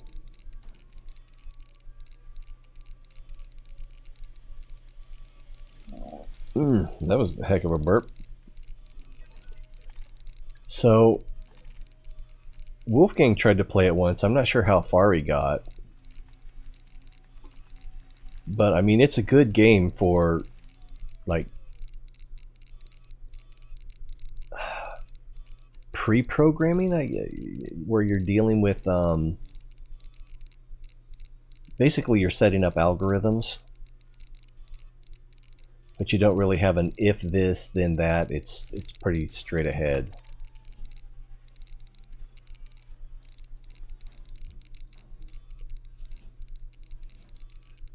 Yeah, it's based on the idea of alchemy, and you're setting up machines that perform alchemical processes. Witness, you'll be looking down a lot and using pen and paper to solve stuff. Getting things in sync and in sequence. So I can't say that any of them were that difficult. Hey, Des Doom, thanks for the follow. I can't say that any of them were impossible. I think there was one or two that I had a little trouble with, but then trying to get the efficiency either with, fewest number of pieces or fewest number of moves. That's where it got really too challenging. I would have had to look up some cheats or something, not cheats, but how-tos. And I think the game was new enough at the time that there wasn't a lot out there. Some people had done some really weird things. Someone had made something that worked like a calculator, and someone else had done something that worked like a clock. And it was impressive, but that's a depth of nerdiness that escapes me. Like Portal 1. I haven't actually played Portal. I saw Wolfgang play it a little bit, and he did this one thing that just is just like, oh, of course, that's amazing. Where basically you hit a trampoline and it shoots you across the room, and then you're supposed to, and then there's two things with 45-degree angles on the wall. And you're supposed to shoot an entry and an exit so that you go in one and then out the other. And I was just like, I would not have thought of that. not right away. But he'd probably seen videos. It's not like he's dumb. Far from it. He just can't find his shoes. Did you look for it? Yes. Did you look over here? Yes. Did you look under this? No. There it is. That's my typical asking Wolfgang to find something. Let's see, that's back towards the ship. Maybe we got everything? I don't know. Now, there was more over here, right? I'm pretty sure.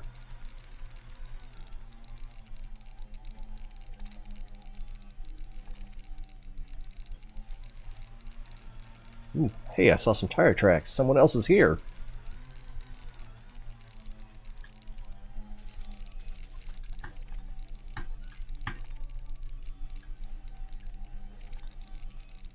Needle crystals. That's the antimony we're looking for, probably. I still haven't figured out if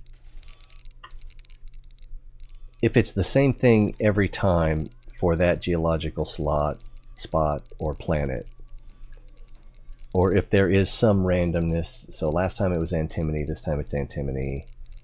We already looked at that, right? That's just Piscius. We're looking for something more propitious than Piscius. Although, you know, what's the harm of having too much carbon? Germanium?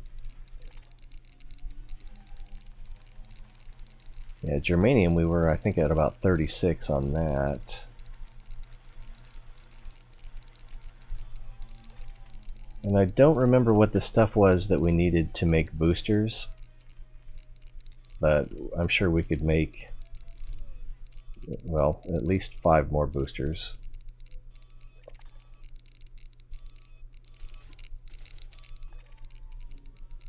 Let's take a look. Vanadium was one of the things for the basic boosters. Synthesis. Guardian plasma charging munitions. It's the FSD injection, and we can't make it because we're in the wrong thing, but carbon, vanadium, germanium. So right now we could make a lot of these. We could make 87 of them. And then the premium ones, we could still make 28, and we're lowest on polonium.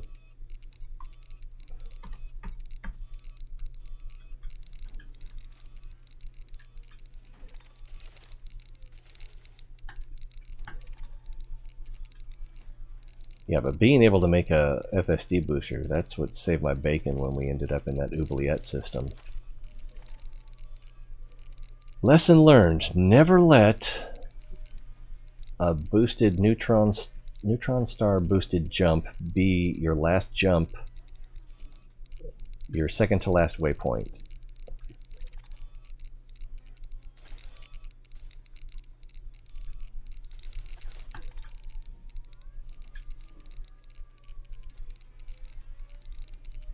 I think we can probably, wow, easy there, Slick.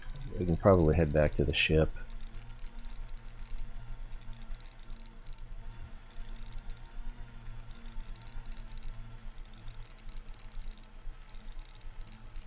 Or we could cut over there.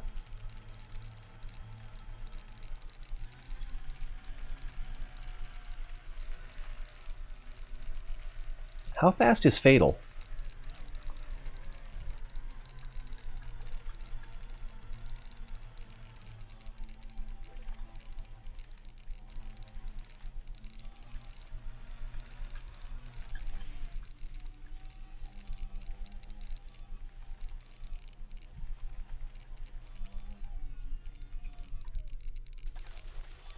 I think the rock's in the way. Chromium? I did all that for chromium?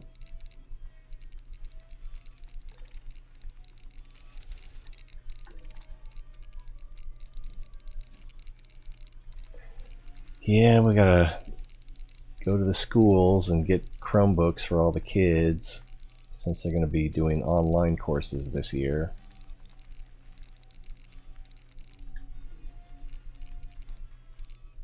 Oh, I thought it was closer.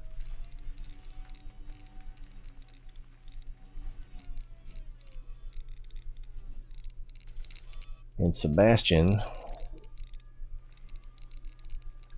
will be in... Crap, I think he'll be in kindergarten, but I don't think he gets a Chromebook from the school. So Grandma bought him one. Oh, bastard, I should have told her I was going to school. But Mom, I'm going to kindergarten too. Don't I get a Chromebook?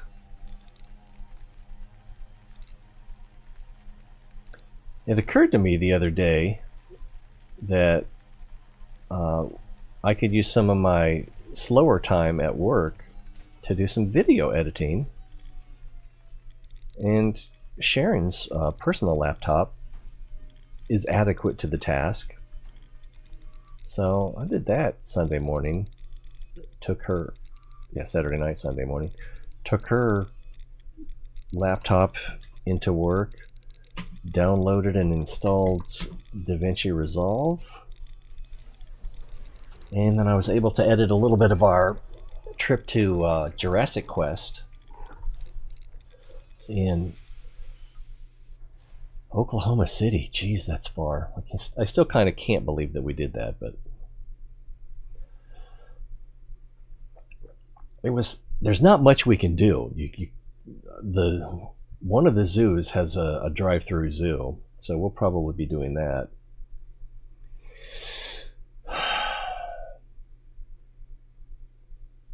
But it's like, what are your options? Do nothing or engage in some of the more creative reworkings of things that we're familiar with? I didn't actually finish reading your comment. Like Portal 1, after you finished, you unlock modes. Fewest steps, fewest portals. That was crazy seeing people finish a level in like 2 seconds. Yeah, I can see how that might be. Oh, I considered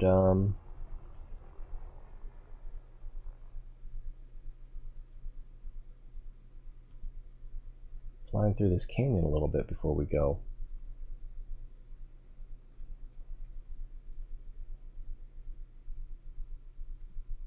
Oh, we're still moving. Stop moving!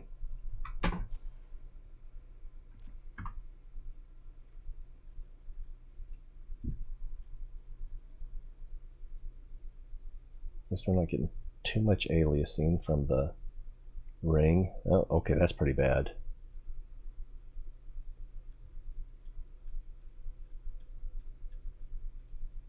How do you minimize it?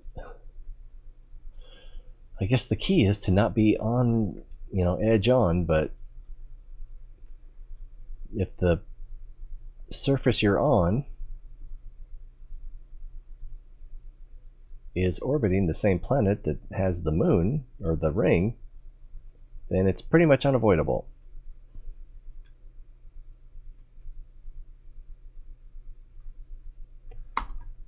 That is weird, but I'll take it.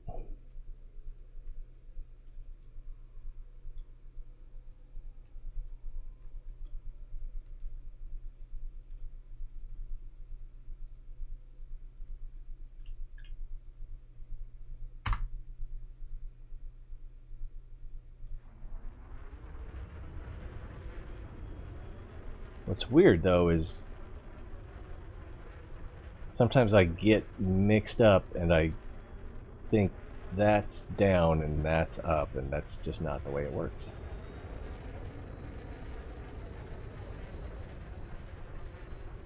And that could be dangerous.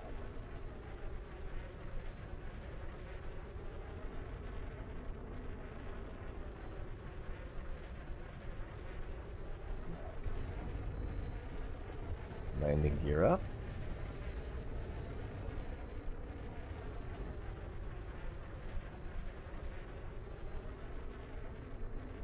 It's just like Beggar's Canyon back home.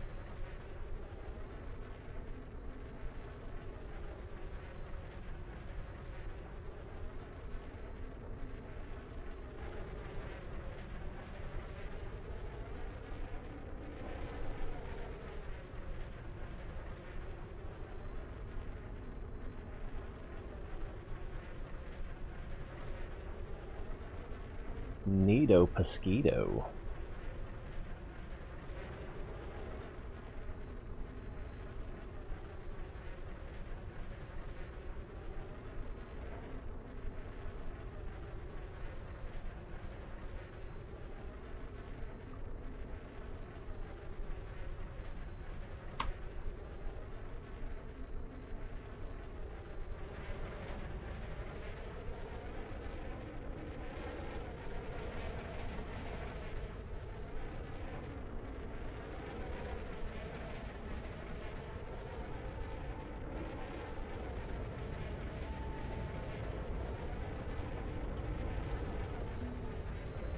Whoa, I think we slipped sideways a little bit there. We shouldn't be able to in assist mode, should we? I don't know.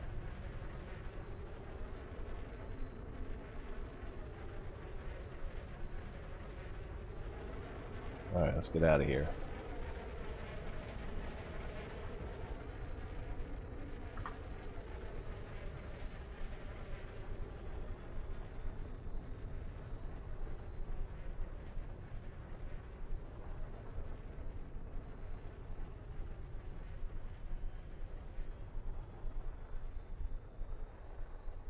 I really should have set it up so that that would be in the background.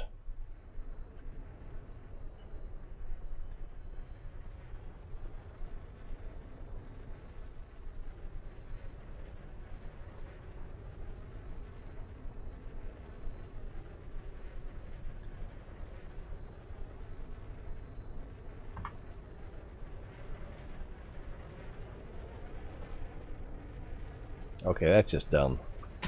I'm gonna get myself killed. Yikes! Shaking myself apart.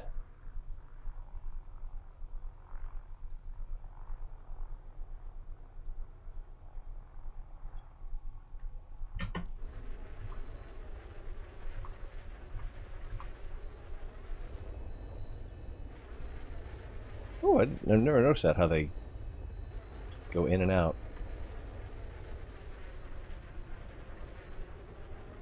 And now I'm not lit. Makes the ship look invisible.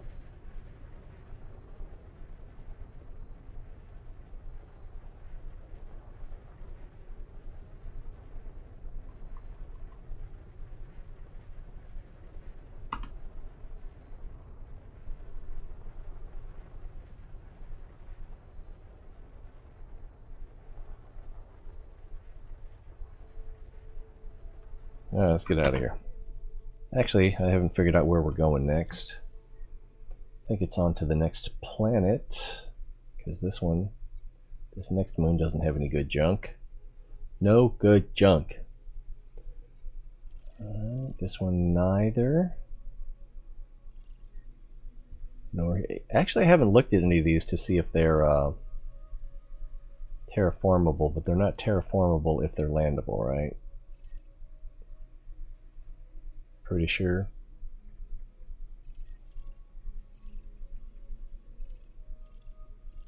Okay, so these two are going to be our last two stops on our way out of this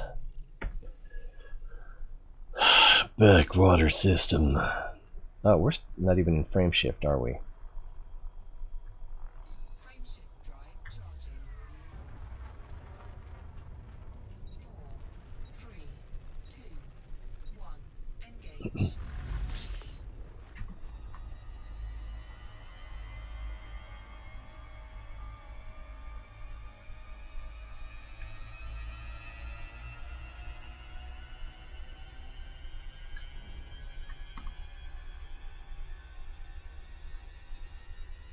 Off we go into the wild blue yonder, black yonder.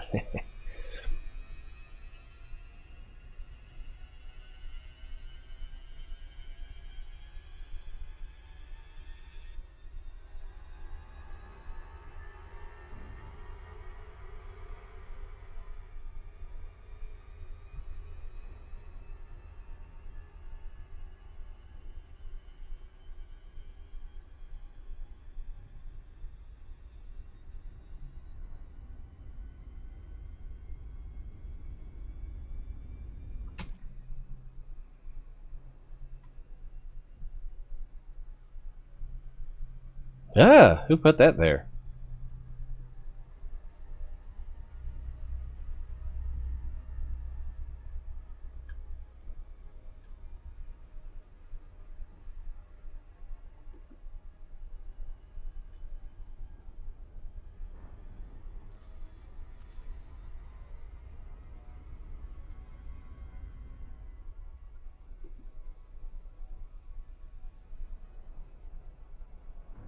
I think what we have here is a gas giant with a galaxy in the skybox behind it. Oh, sorry, it's my butt. Yeah, or several stars. 33 seconds. Hey, Funky Monkey, what's up? I am out in Hawkins Gap. I was going too fast. See if I can use this gas giant to slow me down a little bit. Nope.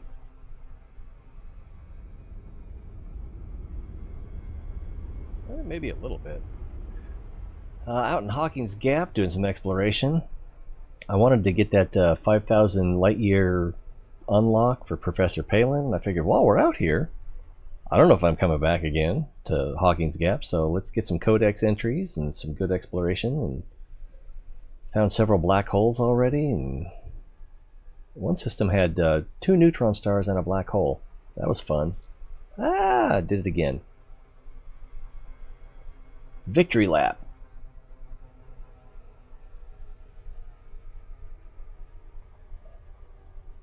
Alright, and I think we're close enough to map. Oh, and wrong. There we go.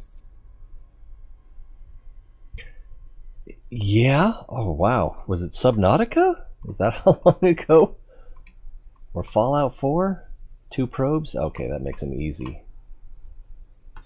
As long as I don't double tap.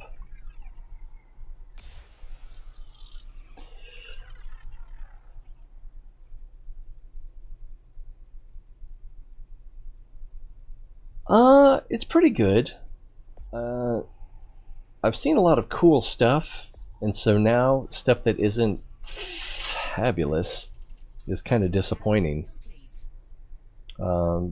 Messing with those black holes the other day was kind of freaky. Are you in here, Sebastian? No, but I want to. It's 5:30 yet. What? 5:30 yet. Is it 5:30 yet? No, you got a little over an hour to go.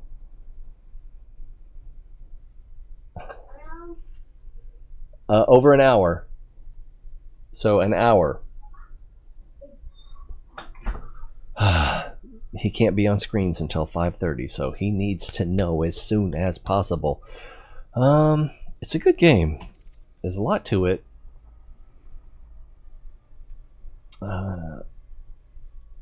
You know, space, astronomy. What little combat I did was pretty cool. I didn't do any consensual PvP. I merely got murdered. So I can't tell you how good or bad that is. That looks like a good spot right there.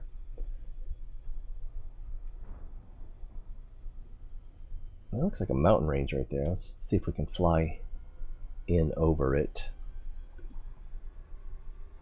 on our approach.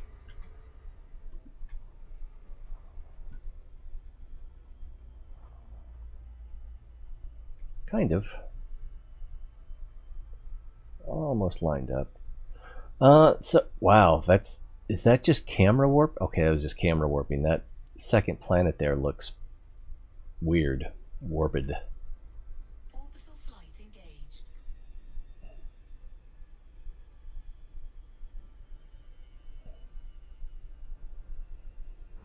Alright, not much to see here. We need to tilt up a little bit so we don't drop out of frame shift before I'm ready. So I don't know, I'd seen this game for years, and something finally made me think, oh, I want to do that. And I think what it was is in exploration, there's a lot that hasn't been explored, and if you're first to find something and report back, then your name shows up on it. So that was kind of appealing. And there's 400 million star systems in the galaxy, I think. It's just so huge that it's ridiculous that it would actually even get all explored, because some of it is so far away. But we'll see. We'll see.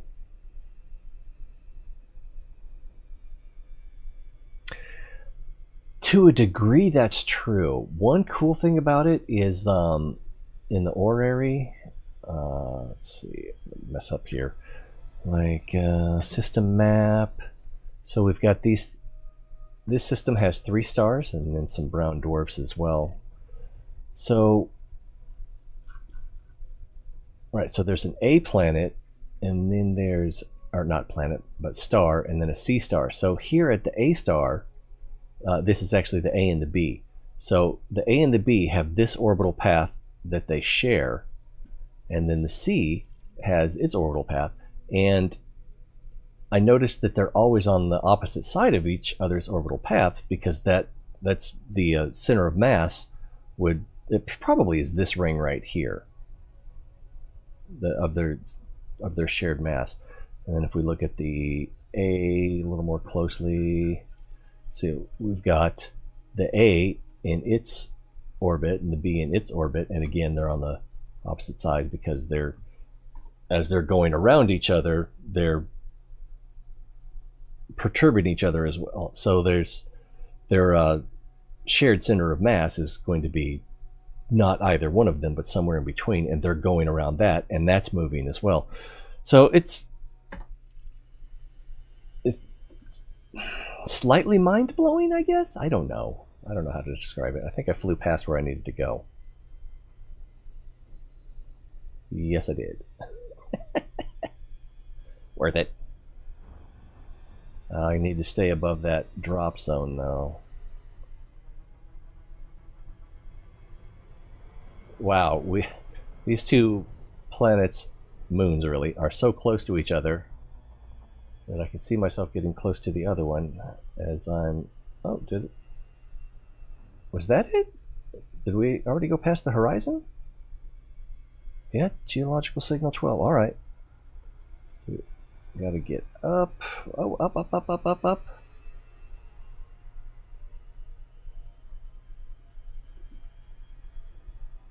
And then the visuals for black holes are kind of weird, because you don't really see them. You just see the gravitational lensing effect of their backgrounds, and how some things that are in the background have a mirror image in the foreground, and that is just, what am I looking at?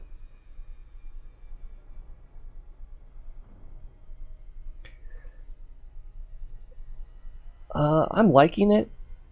It's not perfect, but as far as what would I change, I don't know, because like the way they've done faster than light travel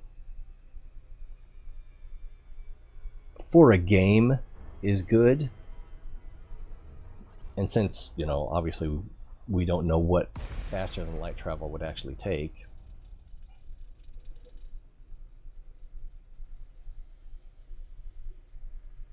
how can you say that it's good or bad? But it's good for traveling within systems using the supercruise, and it's good for traveling between systems with the hyperdrive. I guess it's called hyperdrive, I don't remember in which space.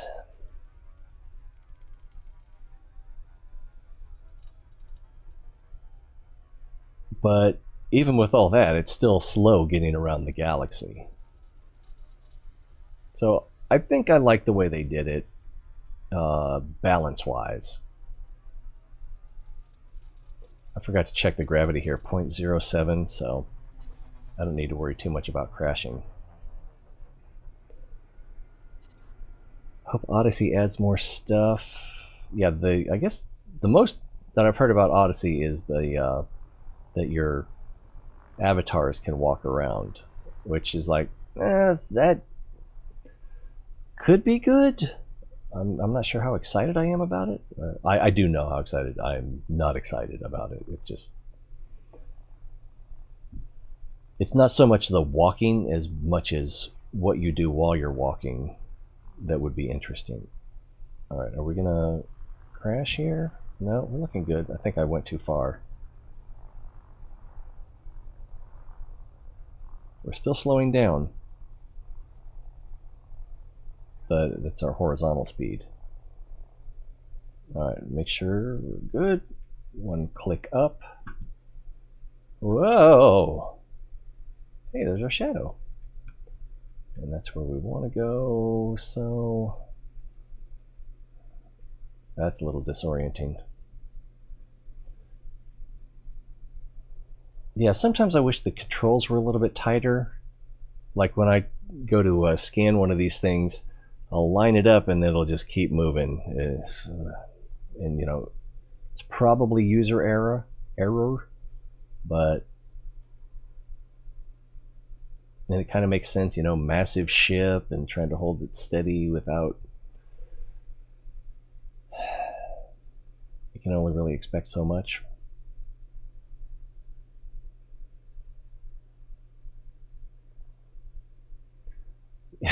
Yeah, this is a moon of a gas giant. Cut throttle level out here. Probably that gas giant. And then these two moons co-orbit that gas giant. We look at here, so we're here at this. That's the gas giant, class 3 gas giant, and we're at moon 3, and moon 4 co-orbits it.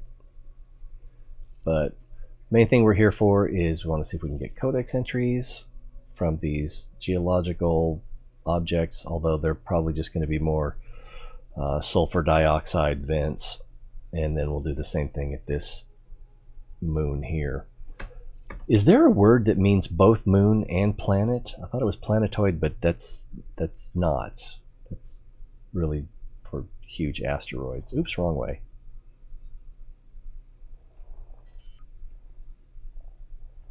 I'm not sure that we're going to actually land, but let's get the landing gear down. Still 180 and 50 altitude.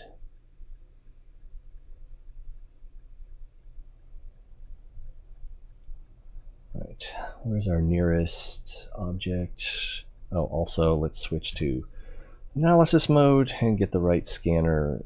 There we go. All right, so we can scan that thing if we can get close enough. 60 meters, 50, 40, 39. Let's get a little closer. Closer.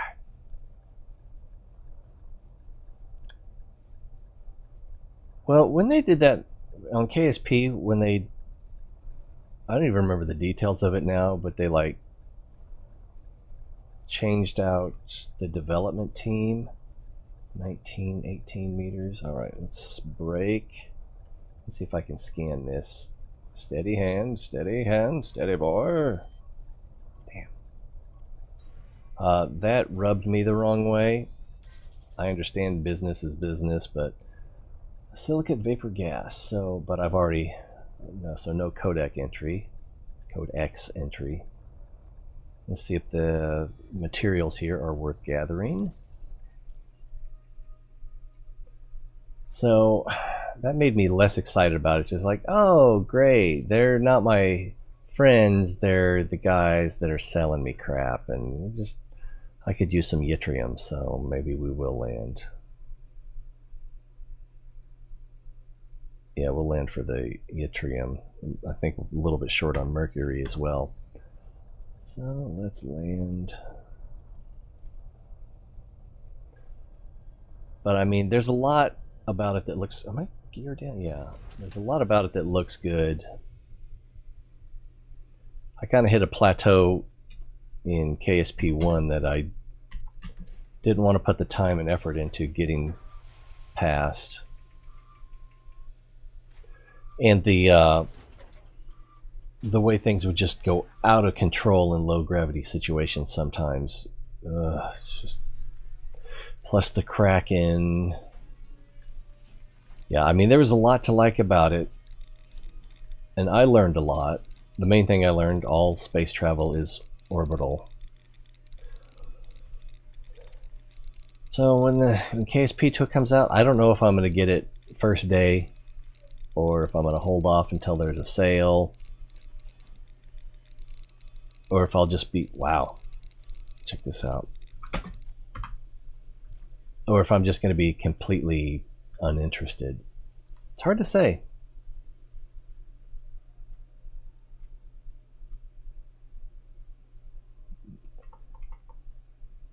Let's see. The aliasing in the ring is kind of annoying.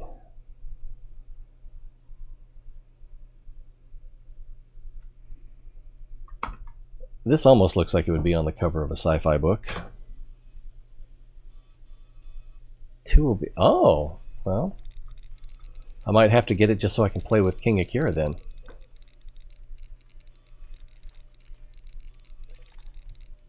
Because he was thinking, or we were thinking recently, what's something we could play together? I'm not sure. Right now with the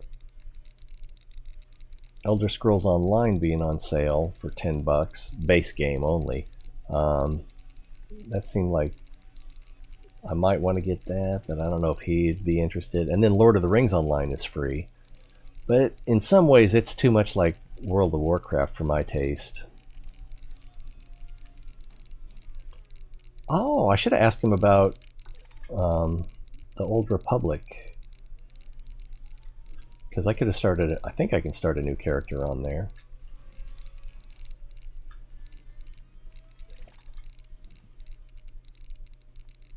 I heard, but not sure how that will affect the outcome. It will. It might take a small hit to quality, or it might even improve the quality. It's one of those things where we won't have a baseline to compare it to. It might cause delays in completion. If you have fewer people, it seems like that would necessarily be true.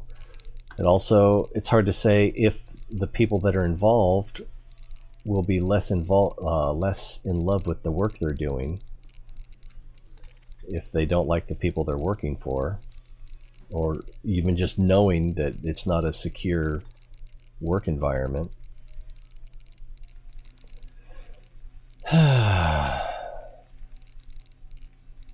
It's one of those things where the answer is I don't know to just about everything. You know, and we're looking at the early stuff we're looking at, is it from the game engine? I think it said that it was.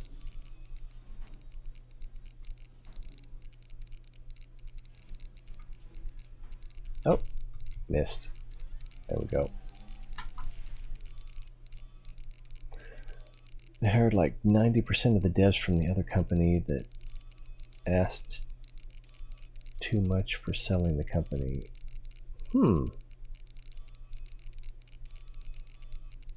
Microsoft Flight Sim 2020 is going to be out, but I'll sit back and see if they will improve, or I'll just be buying an unfinished product. Yeah, that's a, you know, with the standard operating procedure for most game developers is ship and patch.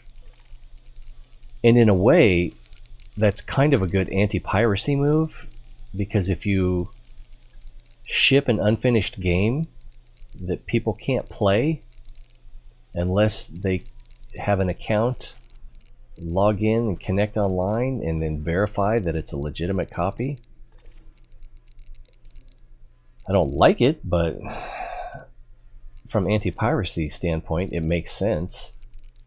But mostly it just seems like we want your money more than we want your gratitude.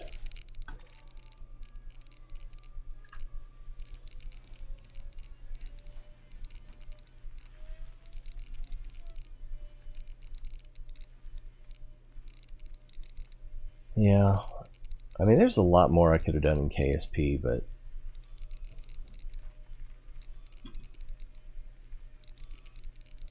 yeah, I was sort of lost interest, reached a I was getting frustrated with the stuff I was trying to do, and King Akira, he will just like, oh, that didn't work, we blew up, let's do it a little bit differently again. And it's just like, I want it to work. So too much of a baby or something.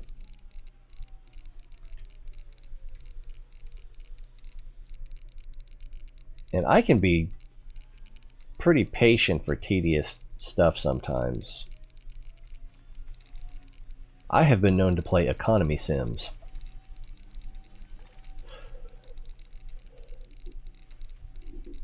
Pro-piracy? Even if I were pro-piracy, I wouldn't be able to say it on here. I have this weird mindset where I want everything to be free and people can pay for it, and that way everybody has access to the same things, or equal access to the same things, and people who do things get paid for them. But that's one of those things where that's not going to work. You know, as long as people need money for things, they won't use money on things that they don't have to spend it on. So my little utopia is just practically nonsensical.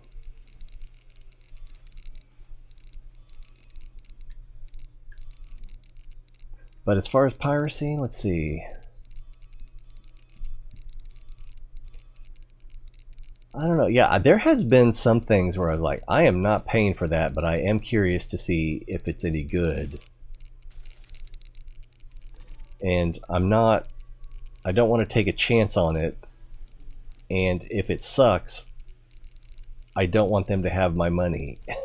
And I don't want a sale to show up in their stats. It's like, I suspect that this is bad. I am curious about it. I don't want to reward them for producing something bad in any way, shape, or form. So on occasions like that. And then there's other things where it's just like, I like that, but I would never buy it.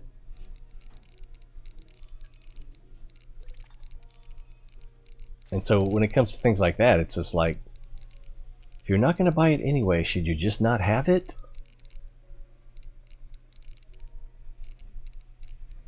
I'm not sure how I feel about that. I know what the law says, and I know what I do and don't do.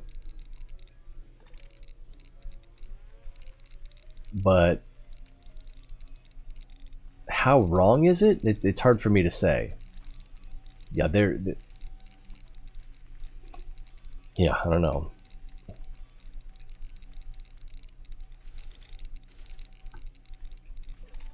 I suppose it would be kind of like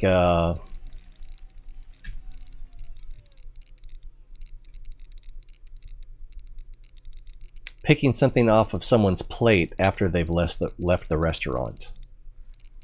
Which, you know, is more disgusting because there's germs and stuff, but if you could ignore the germs. Or like you put one of those Andes mints on someone's table and they left it on the table as they left the restaurant, and so no germs. It's not like the restaurant can put it on someone else's table now because of health codes. I mean, that would definitely be wrong. I don't know. I don't have a good analogy, I guess.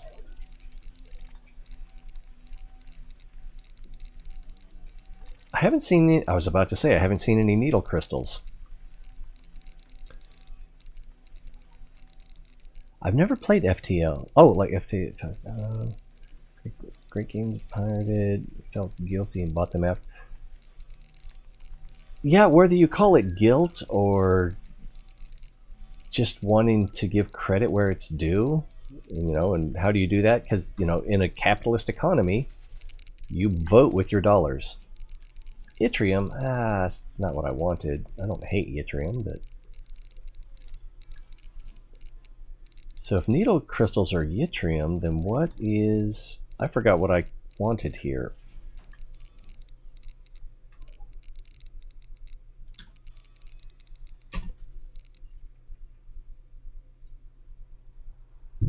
Yeah, so, I mean, I think it's a fairly common saying, you vote with your dollars and you vote with your feet.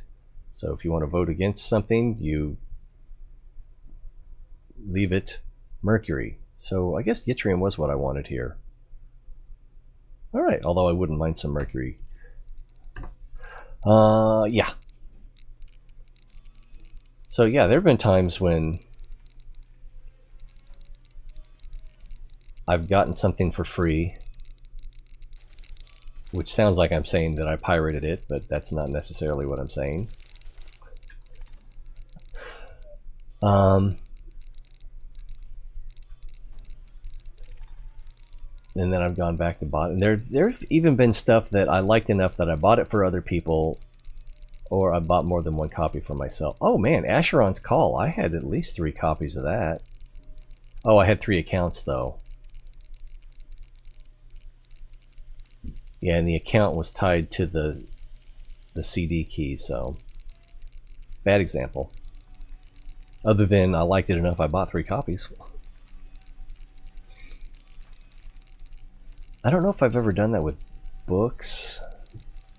Definitely done it with comic books, but that was more like a collector thing.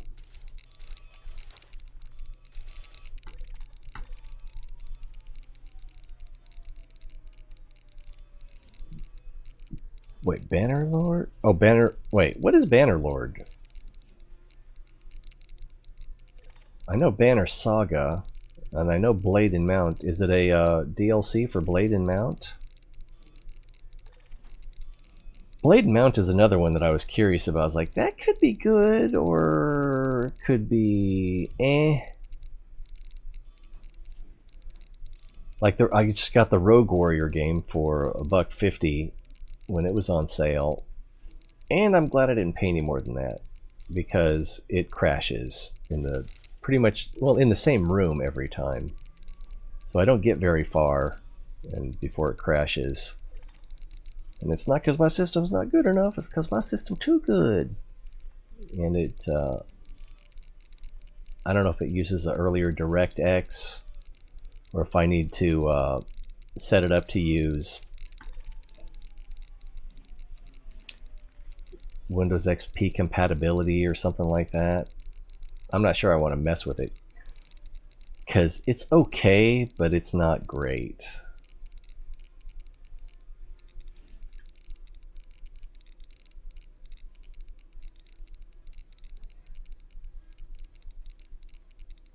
Why can't it be for a colleague?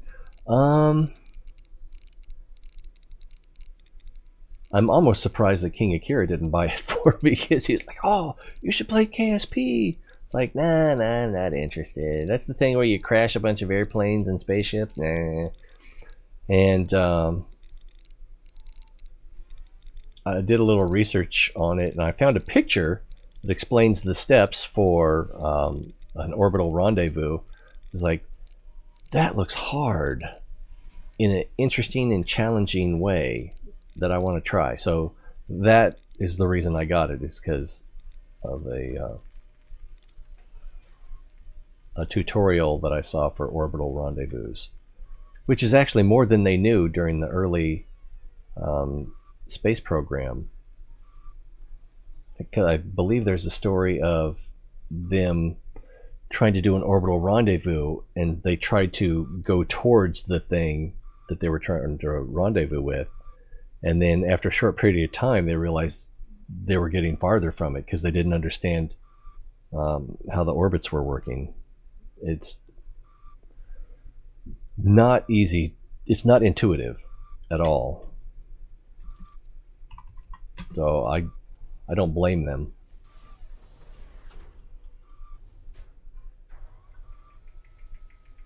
Oh, okay. Chivalry. I remember Total. I got the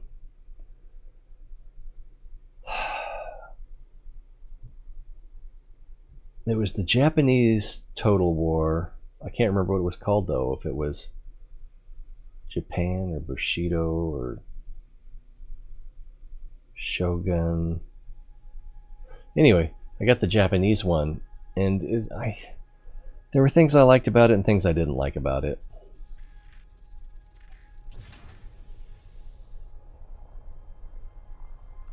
That moon is so close, I feel like we could just drive over there, which in a way we will, but it'll be a little more complicated than that.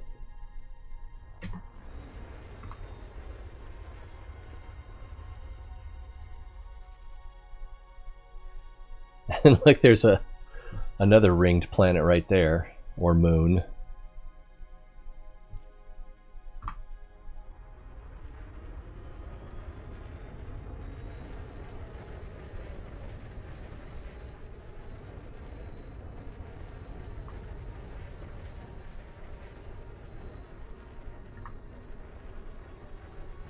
Let's check out this canyon.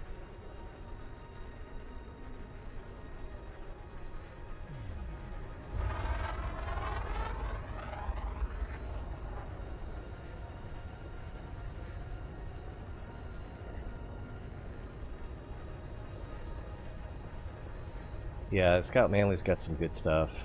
I like the... I don't remember now. I think I remember liking the one he did about if you were on the space station, could you throw a baseball and hit the Earth? And I understand why you can't do that. And I think he did a pretty good job of explaining it, but now I don't remember. And then he did a follow-up video on that more recently.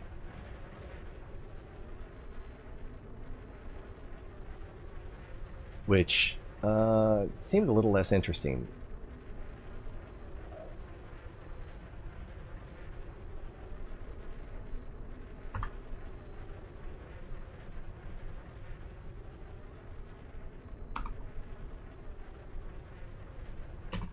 All right, let's giddy up.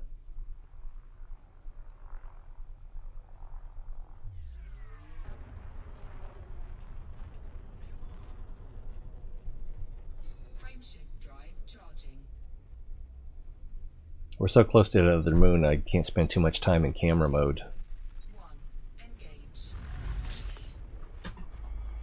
Yeah, I'm not sure what he does professionally. I believe he's an engineer.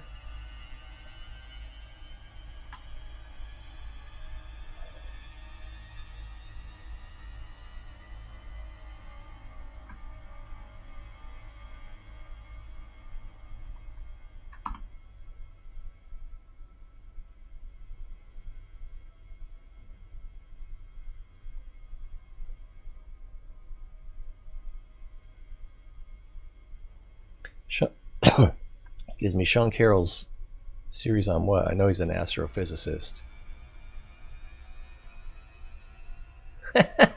Ship toilets.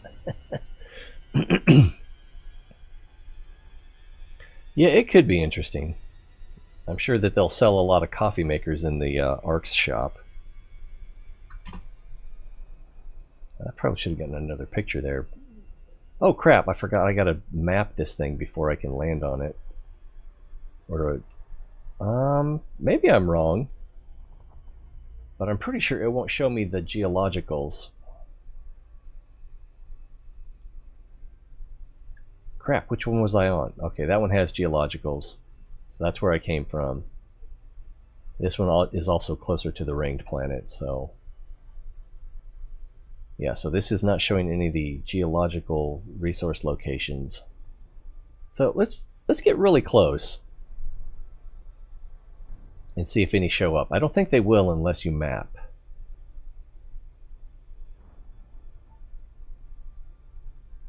Yeah, we're already coming up on orbital cruise, not orbital cruise. What's it called? I already forgot. Is it orbital cruise? Orbital flight. So, yeah, no geologicals. Let's get out of here and then go map this bad boy.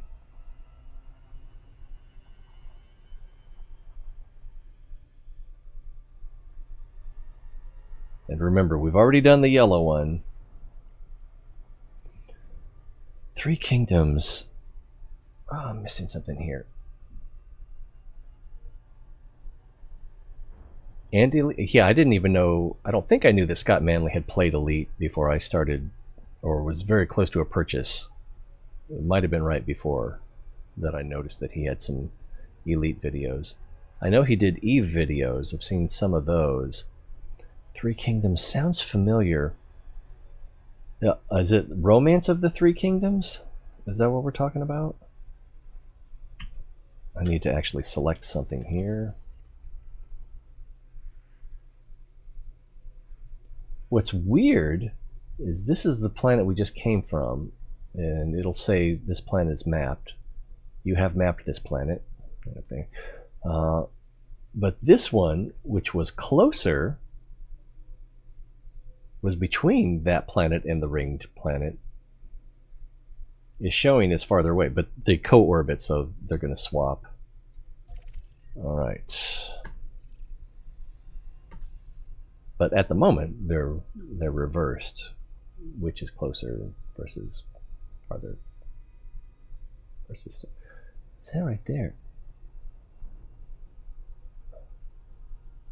That's not where we're going, is it? C5? No, that's a planet. But there's a geological signal there. 1,000 light seconds away. Okay.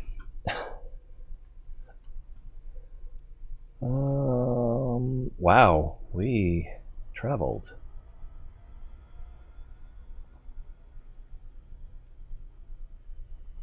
I am falling behind on chat, and that's more important. Let's see, imagine walk around this game. Can you imagine if what Flushing was? Dynasty Warrior Story, right? Romance of the Three Kingdoms, yeah, it was basically, well, there's the Three Kingdoms period in Chinese history, and Romance of the Three Kingdoms. If you've played Nobunaga's Ambition, Liberty or Death, Genghis Khan, Clan of the Grey Wolf, it's basically the same thing except in China with Chinese troops, and other than that, the differences are subtle. I really liked Clan of the Grey Wolf. I can't remember if it was that one or the prequel, Genghis Khan 1, that I played like probably about 30 hours straight. When I finally made myself stop, my eyes were just dry and red and hurt to blink, hurt to not blink. That was just, but that would have been 1990, maybe 91. Sheesh. That's when you know you got a problem. Oh, we need to analysis mode, surface scanner, and we're close enough. And 2 probes. Okay. Okay, Proby, do your work.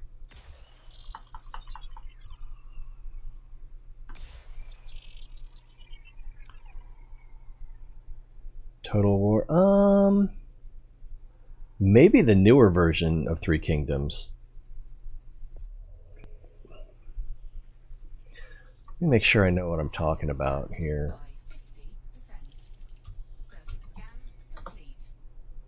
Total War.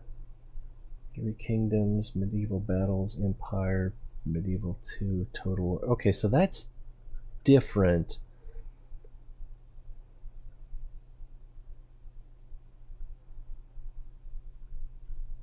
So yeah, so Three Kingdoms is what I was referring to. Romance of Three Kingdoms is a Koei title or franchise.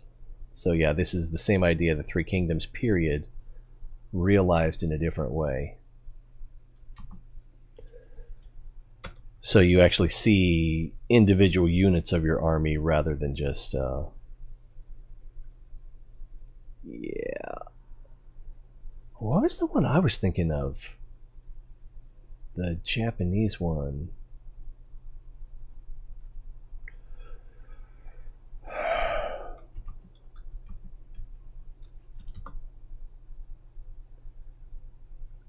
Because I've always had a, yeah, Shogun, Total War Shogun. I believe that's what I played.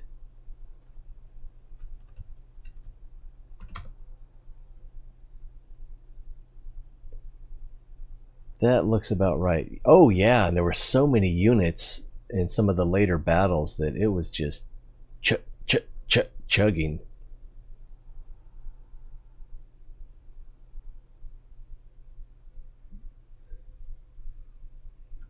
Anyway,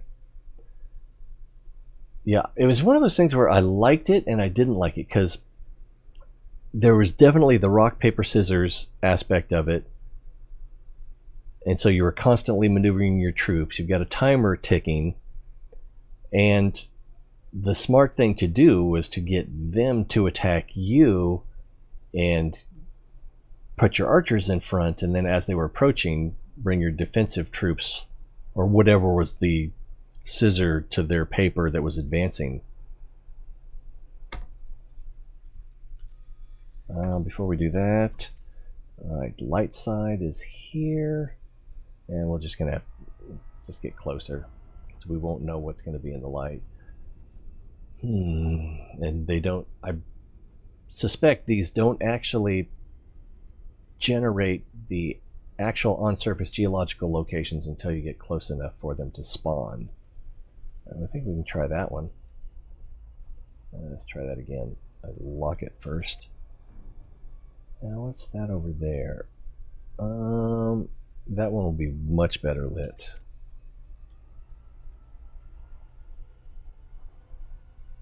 What was I saying? Oh, yeah, so you're just constantly shifting troops back and forth and trying to... Yeah, and sometimes, especially if you were attacking the territory, you couldn't count on the enemy attacking your troops, so you had to advance. And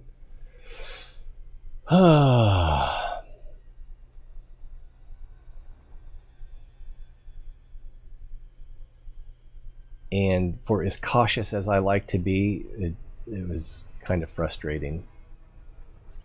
But, you know, fairly realistic in that sense. They're not going to do something stupid just because you want them to.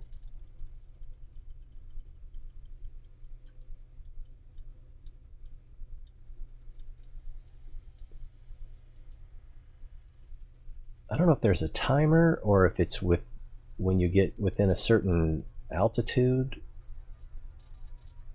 or a certain distance from your target. What if you don't have a target? Wow, look at that mountain over there. That thing sticks up. Gravity is 0.06. I think that's what that says. I mean, I hope.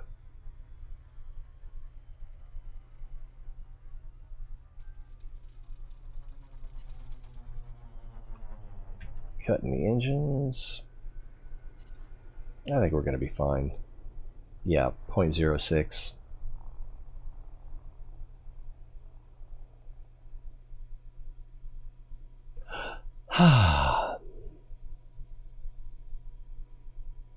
My favorite was DW3. I don't know that I played that one. XCOM Enemy Unknown Within? No, I haven't played that. I heard that. I think it was the original XCOM game. Many people say is the best. Total War, I remember setting all those complicated formations, and the fight ended in a massive mosh pit. Pretty much, yeah. Total War Rome. I think Total War Rome was the one that came out after Shogun, and it they had made a lot of improvements to the game engine so that it just worked better. Damn, this looks like it's going to be the same thing, so we're not going to get another codex entry. Disappointing.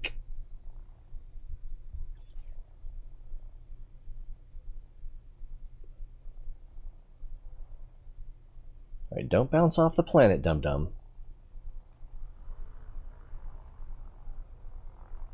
600 meters. Alright, we're good on altitude. These look a little different, but that doesn't mean that they're gonna be. Let's go over to the one on the hill. And once again, I did not check to see what kind of minerals this place has.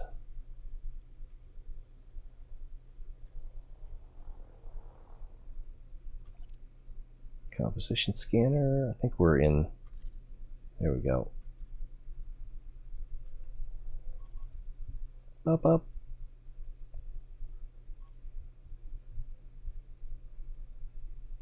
This is when you want those 3D glasses. Oh, it was already ready to scan. Yay! We got a codex entry. Silicate vapor fumarole discovered. That's what the last, wasn't the last one silicate vapor? Alright, let's see if it's worth landing. Or if it's time to find another system. This one has tungsten, yttrium, cadmium. I'm not sure if we need cadmium, vanadium, blah, blah, blah, blah, blah, blah, blah, blah, blah. Alright, so cadmium, yttrium, and tungsten.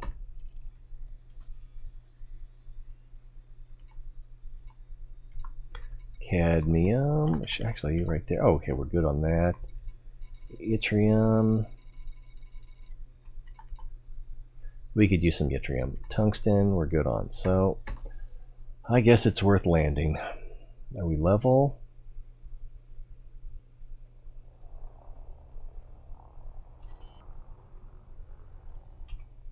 We're back into a cliff wall.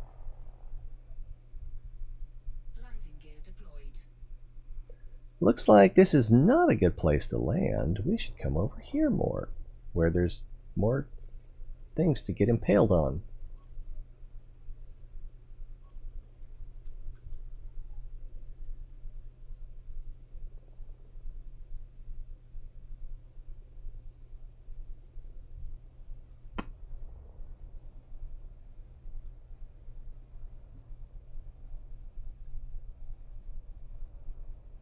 Unsuitable. Alright, so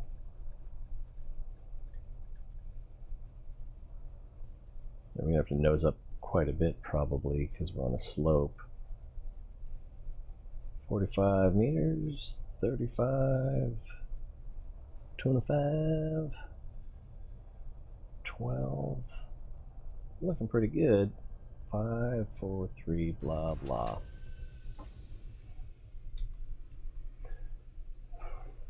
Do I need to check anything before I go? No. Drive assist on. You mean visually crappy? In a way, I kind of agree. 0.06 Gs. I think part of the problem is we have that direct overhead sun, so what features there are have a little less character.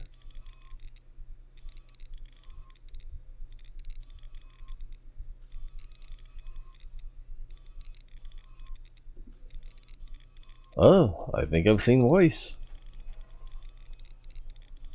Speaking of Mrs. Maisel.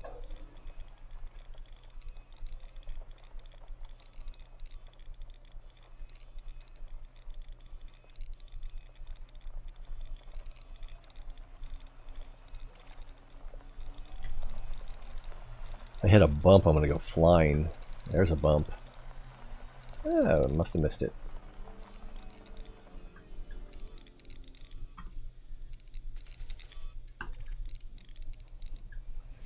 I was kind of tempted to get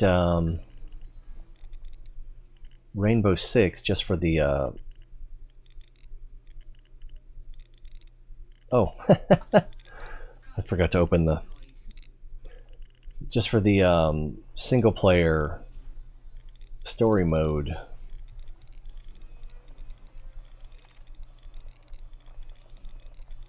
Because I think you can get that for like 12 or 15 bucks.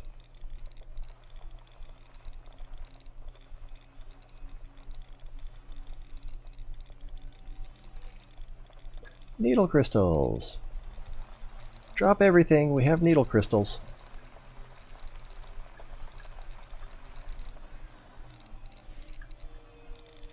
Thought I was going to see a lake here for a moment. Then on the far side.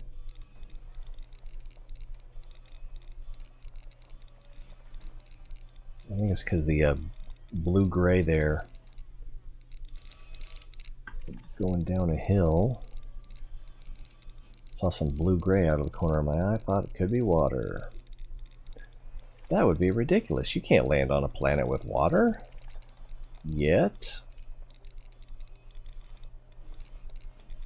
Mountains look weird, and the color. Heard a lot of good things about Rainbow Siege, but I never played it myself.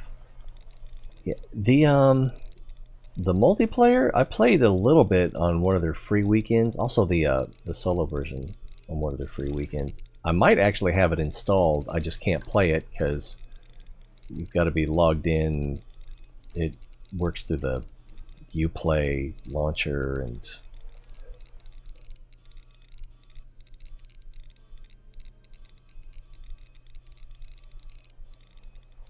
There we go. So I kind of liked it. Getting the leaning to go, you know, shoot around vertical corners. It's kind of weird. It was kind of weird getting used to the controls for that. I think I'd actually had that feature in a previous Rainbow Six game. I loved the first one so much. Where's our thing? Is it over here? Wow, this is some rough terrain-ish.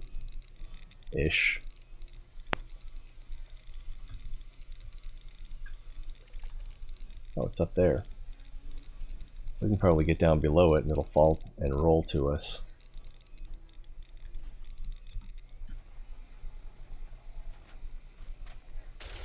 Ah!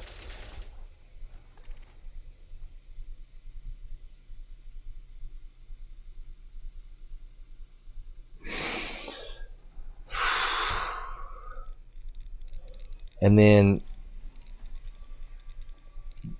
I would have to say that probably the majority of the people that play the PvP, you know, head-to-head matches, 5v5, have been playing it so long and are so good, and you know, between the map knowledge and the muscle memory, that it would just be an exercise in frustration to try to do much. When I played the PvP, and I had people that had seen the stream that wanted to play with me, and so they were like trying to help me out and make recommendations, and I'm just like trying not to be a silly goose. So it's like, it was fun, but that frustration level of being the weakest link, you got to be willing to power through that. I mean, when you're a mediocre player like me, if you're just one of those fantastic, oh, it's right next to us, isn't it? FPS players that can just pick up an FPS game, and just your Twitch shooting skills are so phenomenal that map knowledge and all the rest are just bonuses. And maybe your experience will be a little different. It's weird. This looks like, this yellow makes me think that it's sulfur. Can we? There we go.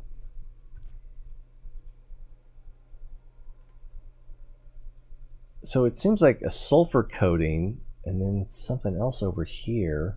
Did I not know where I was going?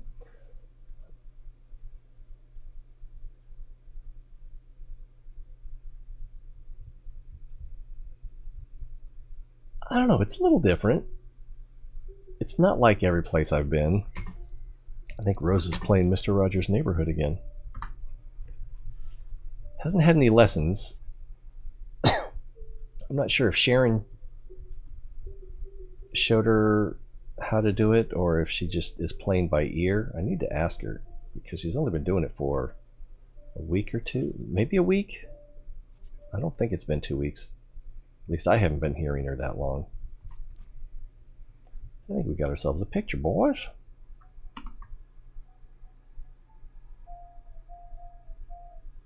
It might have been too much smoke in front of the planet.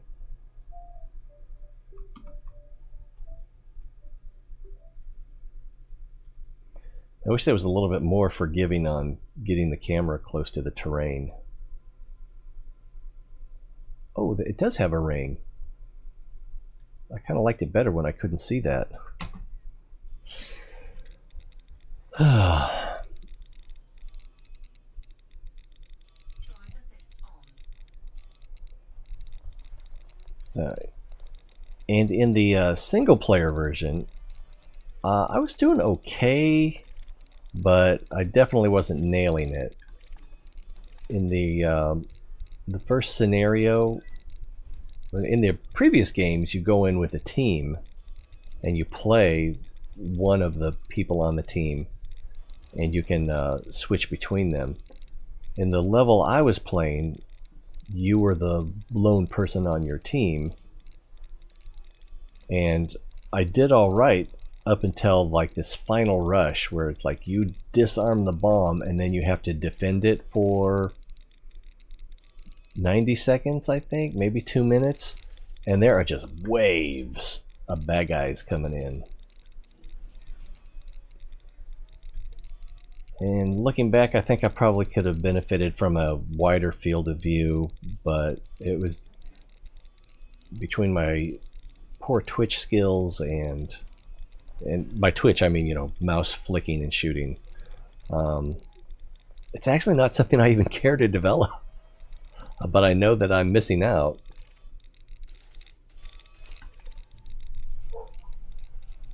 Yeah, I just couldn't keep up with that onslaught. They're everywhere, man. But I mean, I enjoyed it.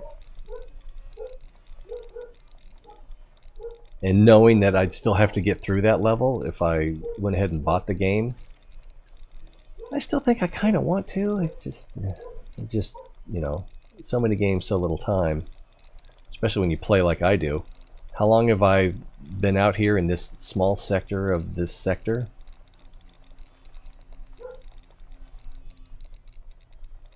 Any games I want remastered? The first thing that comes to mind is Uncharted Waters 2. Is that, what was it called? New Horizons. I played it on Super Nintendo. Loved it. That was another one where I just couldn't get enough of it. It's not letting me. Maybe I can do it this way. There we go. No? Maybe not?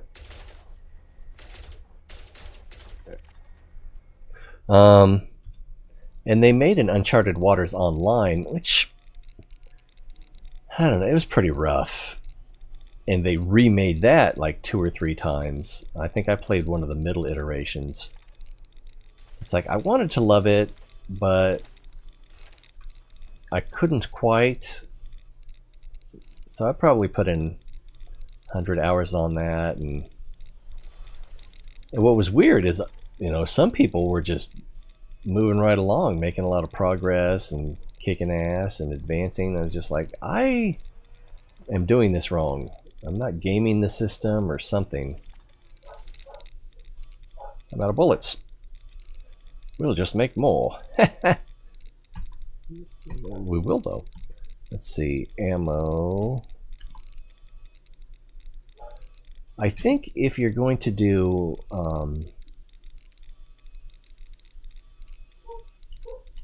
planetary surface scans, that kind of thing, you'd probably want to get the premium ammo. Or like Guardian sights. This is... There we go. And... oh, ammo is made from the same thing as the fuel. I did not notice that.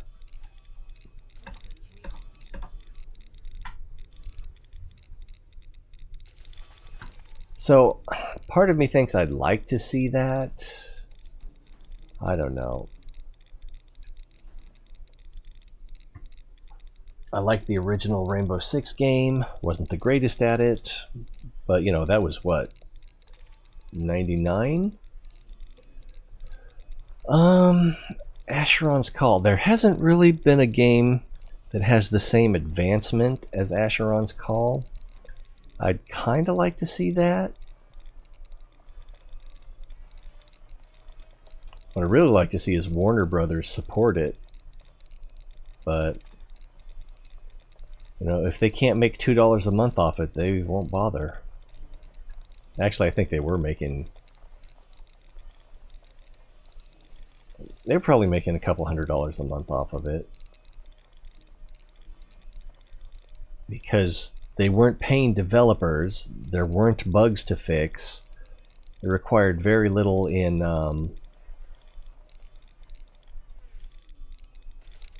what would you call that? Professional moderators, you know,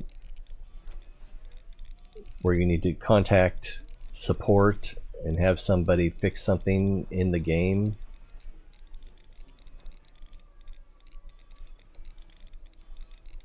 Not to mention that's something you could have done on a ticket system with no live support.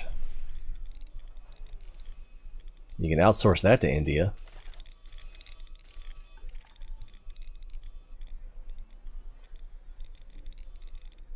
And then I think they needed daily server restarts.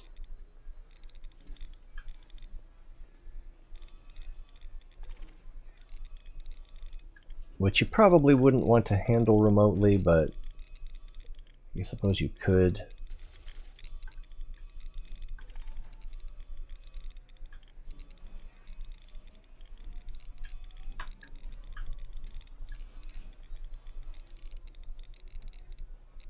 But if they just re-released that game in its finished, or the status that it finished in, status?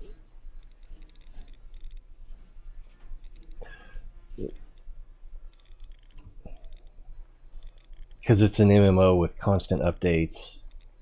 Was it ever really finished? But where it was in development and updates when they stopped supporting it, if they just re-released that, I don't think too many people would be interested in it. So it would need something to make it more interesting. Probably, well, graphics wise for sure. But there's a maybe, you know, a remake. In some ways it would have to be faithful to... What am I getting into over here? I feel like I'm going to drive off a cliff. In some ways it would have to be faithful to the character leveling. I think character leveling was the main thing to like about it. Character progression.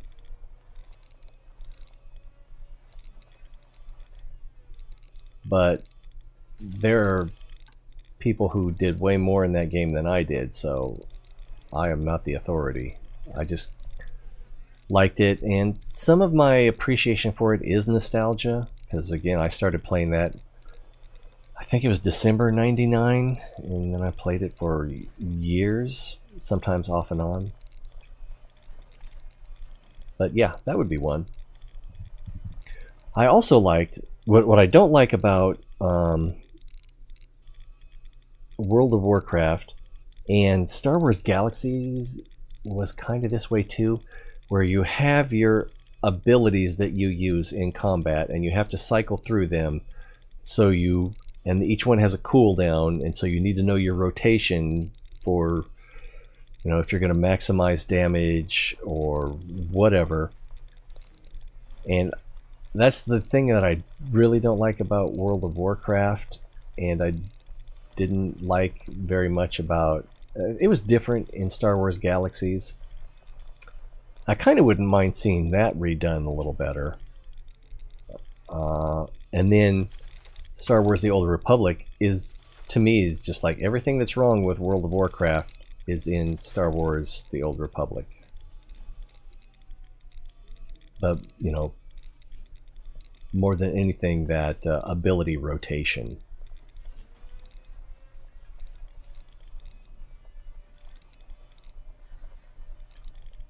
So that the real skill was knowing your rotation and recognizing when you needed to break it. There's just something unsatisfying about that. I think if... Oh, look at that. That rock is floating. I think if the Old Republic had been a little bit more like Destiny 2, then I would have loved it and would probably still be playing it today. But it just, you know, it's ability rotation. Don't like that. But they're making, World of Warcraft is making money, so what do I know? Magic rock, tell me your secrets.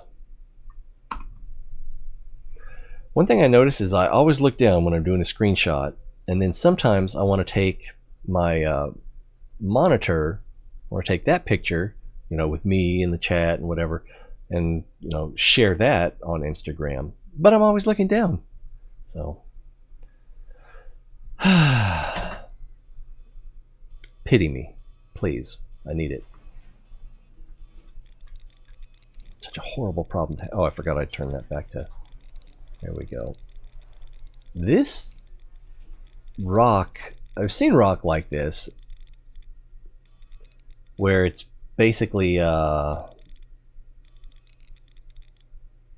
smoother stone, like an igneous stone, and it's worn, usually by water, but I suppose it could be sand and wind as well. Ah! And it, but here it kind of looks like leather. Yeah, it just looks kind of weird. Tungsten. Tungsten's day off. What was I here for? Yttrium? Is that the thing that I was short on?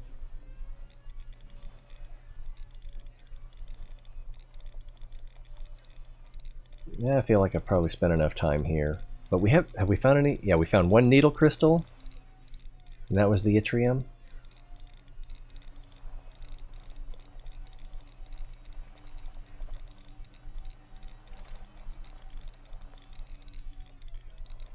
Well, we still have the green dots, so we haven't gotten too far from the ship.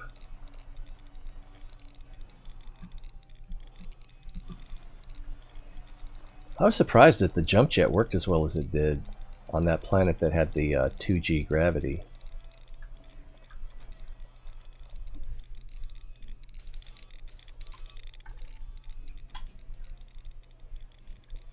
We're gonna have plenty of tungsten. What was that up there? Crystalline fragments.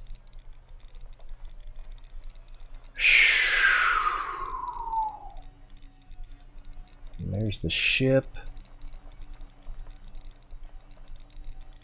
Let's come up to this peak. Take a look around.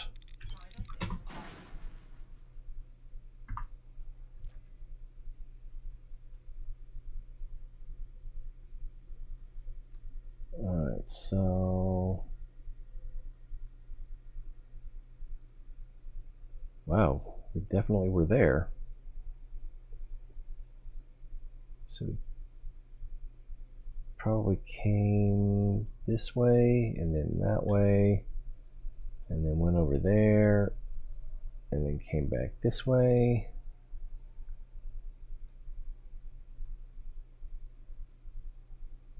So I guess we're pretty much done. Unless I want to go down that way. Yeah, I guess we can take a look over there, but you spend enough time on one of these planets, you're just ready to go. Which way is up? It's so hard to tell sometimes. Can't quite make out the ship.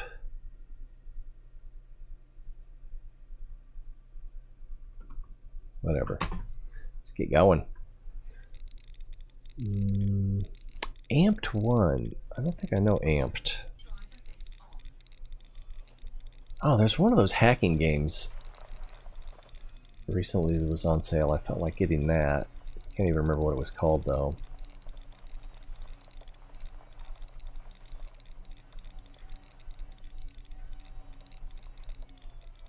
There's no emulation, and I don't want to get secondhand Xbox just for that one game. Ah, yeah. Oh, wait, what's over here? We got two things. Crystalline fragment and crystalline fragment. I'm just going to leave them there. What's that? That's also crystalline fragments.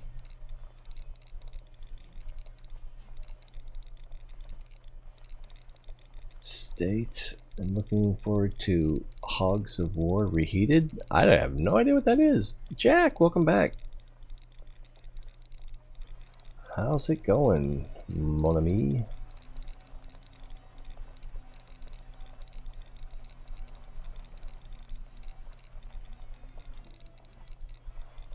See what's back here. This probably is not going to be worth the effort. Still out in Hawkins Gap. Whoa! I did the wrong thing.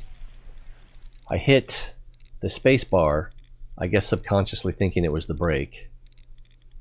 And as I was reaching the top of that little peak there, and turning at the same time, so we did a nice 180 in the air. Tony Hawk style. It kind of looks like there isn't going to be anything over here.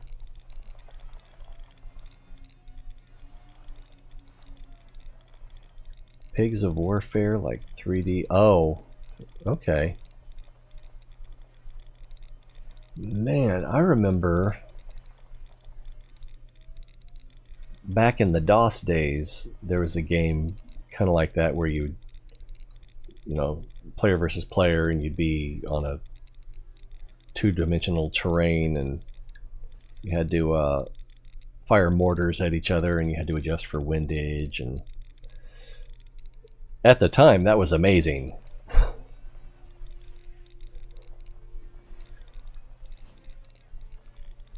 That's back when Matthew Broderick was asked, "Do you want to play a game?"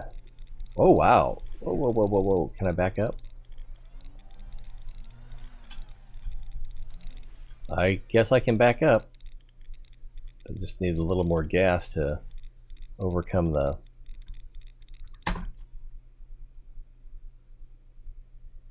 whatever. Let's play global thermonuclear war. How about tic-tac-toe? See, I wish I could just get right there next to the ground.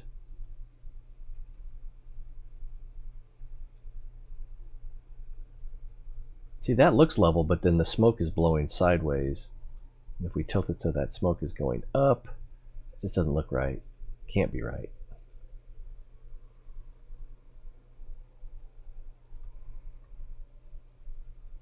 I messed up. See, can I... Oh, you can just barely see the ship through the smoke signal. Alright, get back down there. Oh, really? Okay, wow. I know there've been... I saw a version of it on Android, so they have remade that many times. The simple game. Have you heard of Give Me Friction Baby? It's a dumb, simple graphics game where you bounce a ball and then it grows where it stops, and you need to bounce it off of other balls that have already expanded, so that once they've been bounced off of 3 times, they pop. And it's a... I think it's easier to understand than it is to explain. But that game is weirdly interesting. I can't play it for more than like 15 minutes at a time. But it's like, I'm just going to play it for 2 minutes, and then it's so frustrating because it's hard to get a good score. but then you're listening. Okay, one more try. Oh, that shouldn't have happened. All right, we'll try it one more time. Let's see.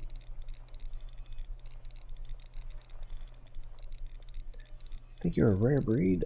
I'm a one-game gamer. I have a Steam account. Games for my kids have forced me to buy, but I only play Elite. For a long time, I played almost exclusively World of Tanks, but I never got better than mediocre. It's over here. Picious Cobble and Picious Cobble. Alright, let's just all aboard. And then we need to find another system to jump to. Alright, so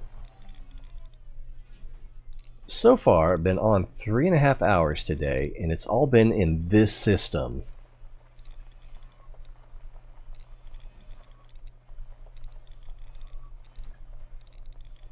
And then the hour that I streamed, was it Saturday night, was also in this system. Stop. There we go.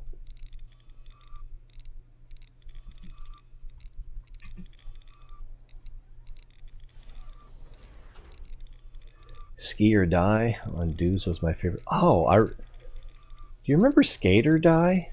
I don't think that's even what it was called. Was it called 720? I think it was called 720 or 720 degrees. I loved playing that in the arcade. I think I got it for Xbox. Is that possible? But the kids didn't really want it. I got it for the kids and they didn't really stick with it. And that's one of those ones where it's a game of failures. Fail and repeat, fail and repeat, fail and repeat, and get a little better each time. A real quarter eater.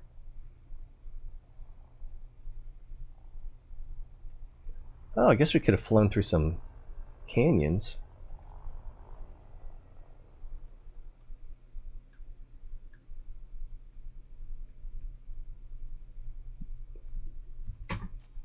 That's another thing. I waste too much time doing stupid shit like this.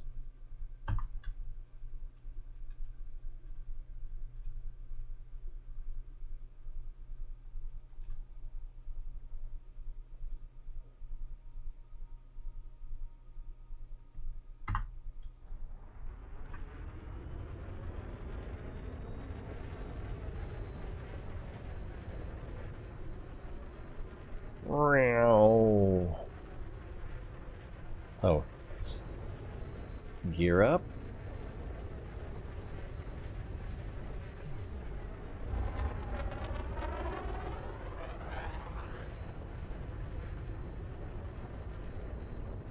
If I'm gonna do this dumb stuff, I probably ought to get a stick and throttle.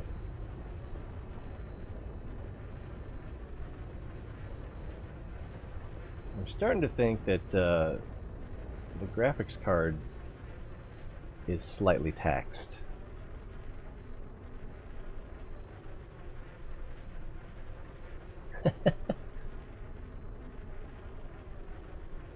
I don't think I've ever heard of Ski or Die, although I can't help but think that it's a little bit like Skate or Die, or 720 degrees.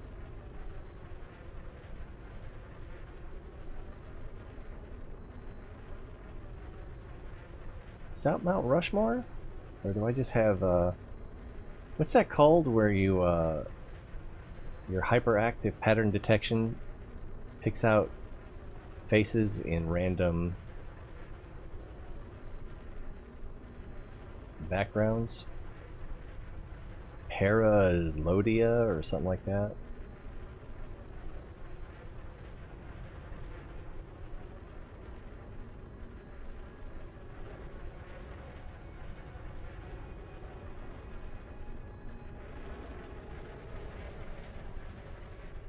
Oh, I hate you.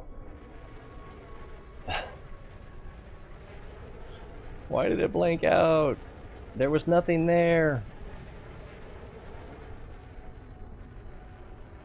Ooh, a cave. I wonder what's inside.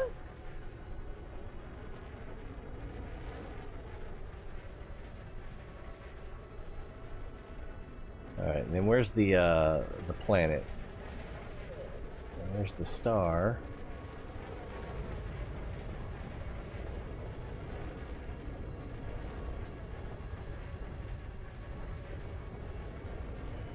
There's the galaxy. There's the planet. And the other planet. Ooh, that mountain range is too far away. I'm tempted to go look at it, but we'll get close and be just like, yep, mountain range. Oh, and the other moon ought to be around here somewhere too.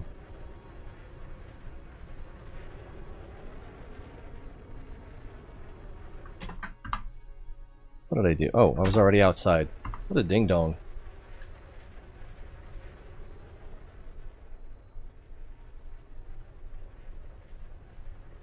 Both from EA? Yeah, skate or... well, it's called 720 degrees, right? Yeah, I remember that in arcades. It was... I think it had a joystick that didn't have forward and backward, left and right. It just... it circled. Hello? Hi. What's up?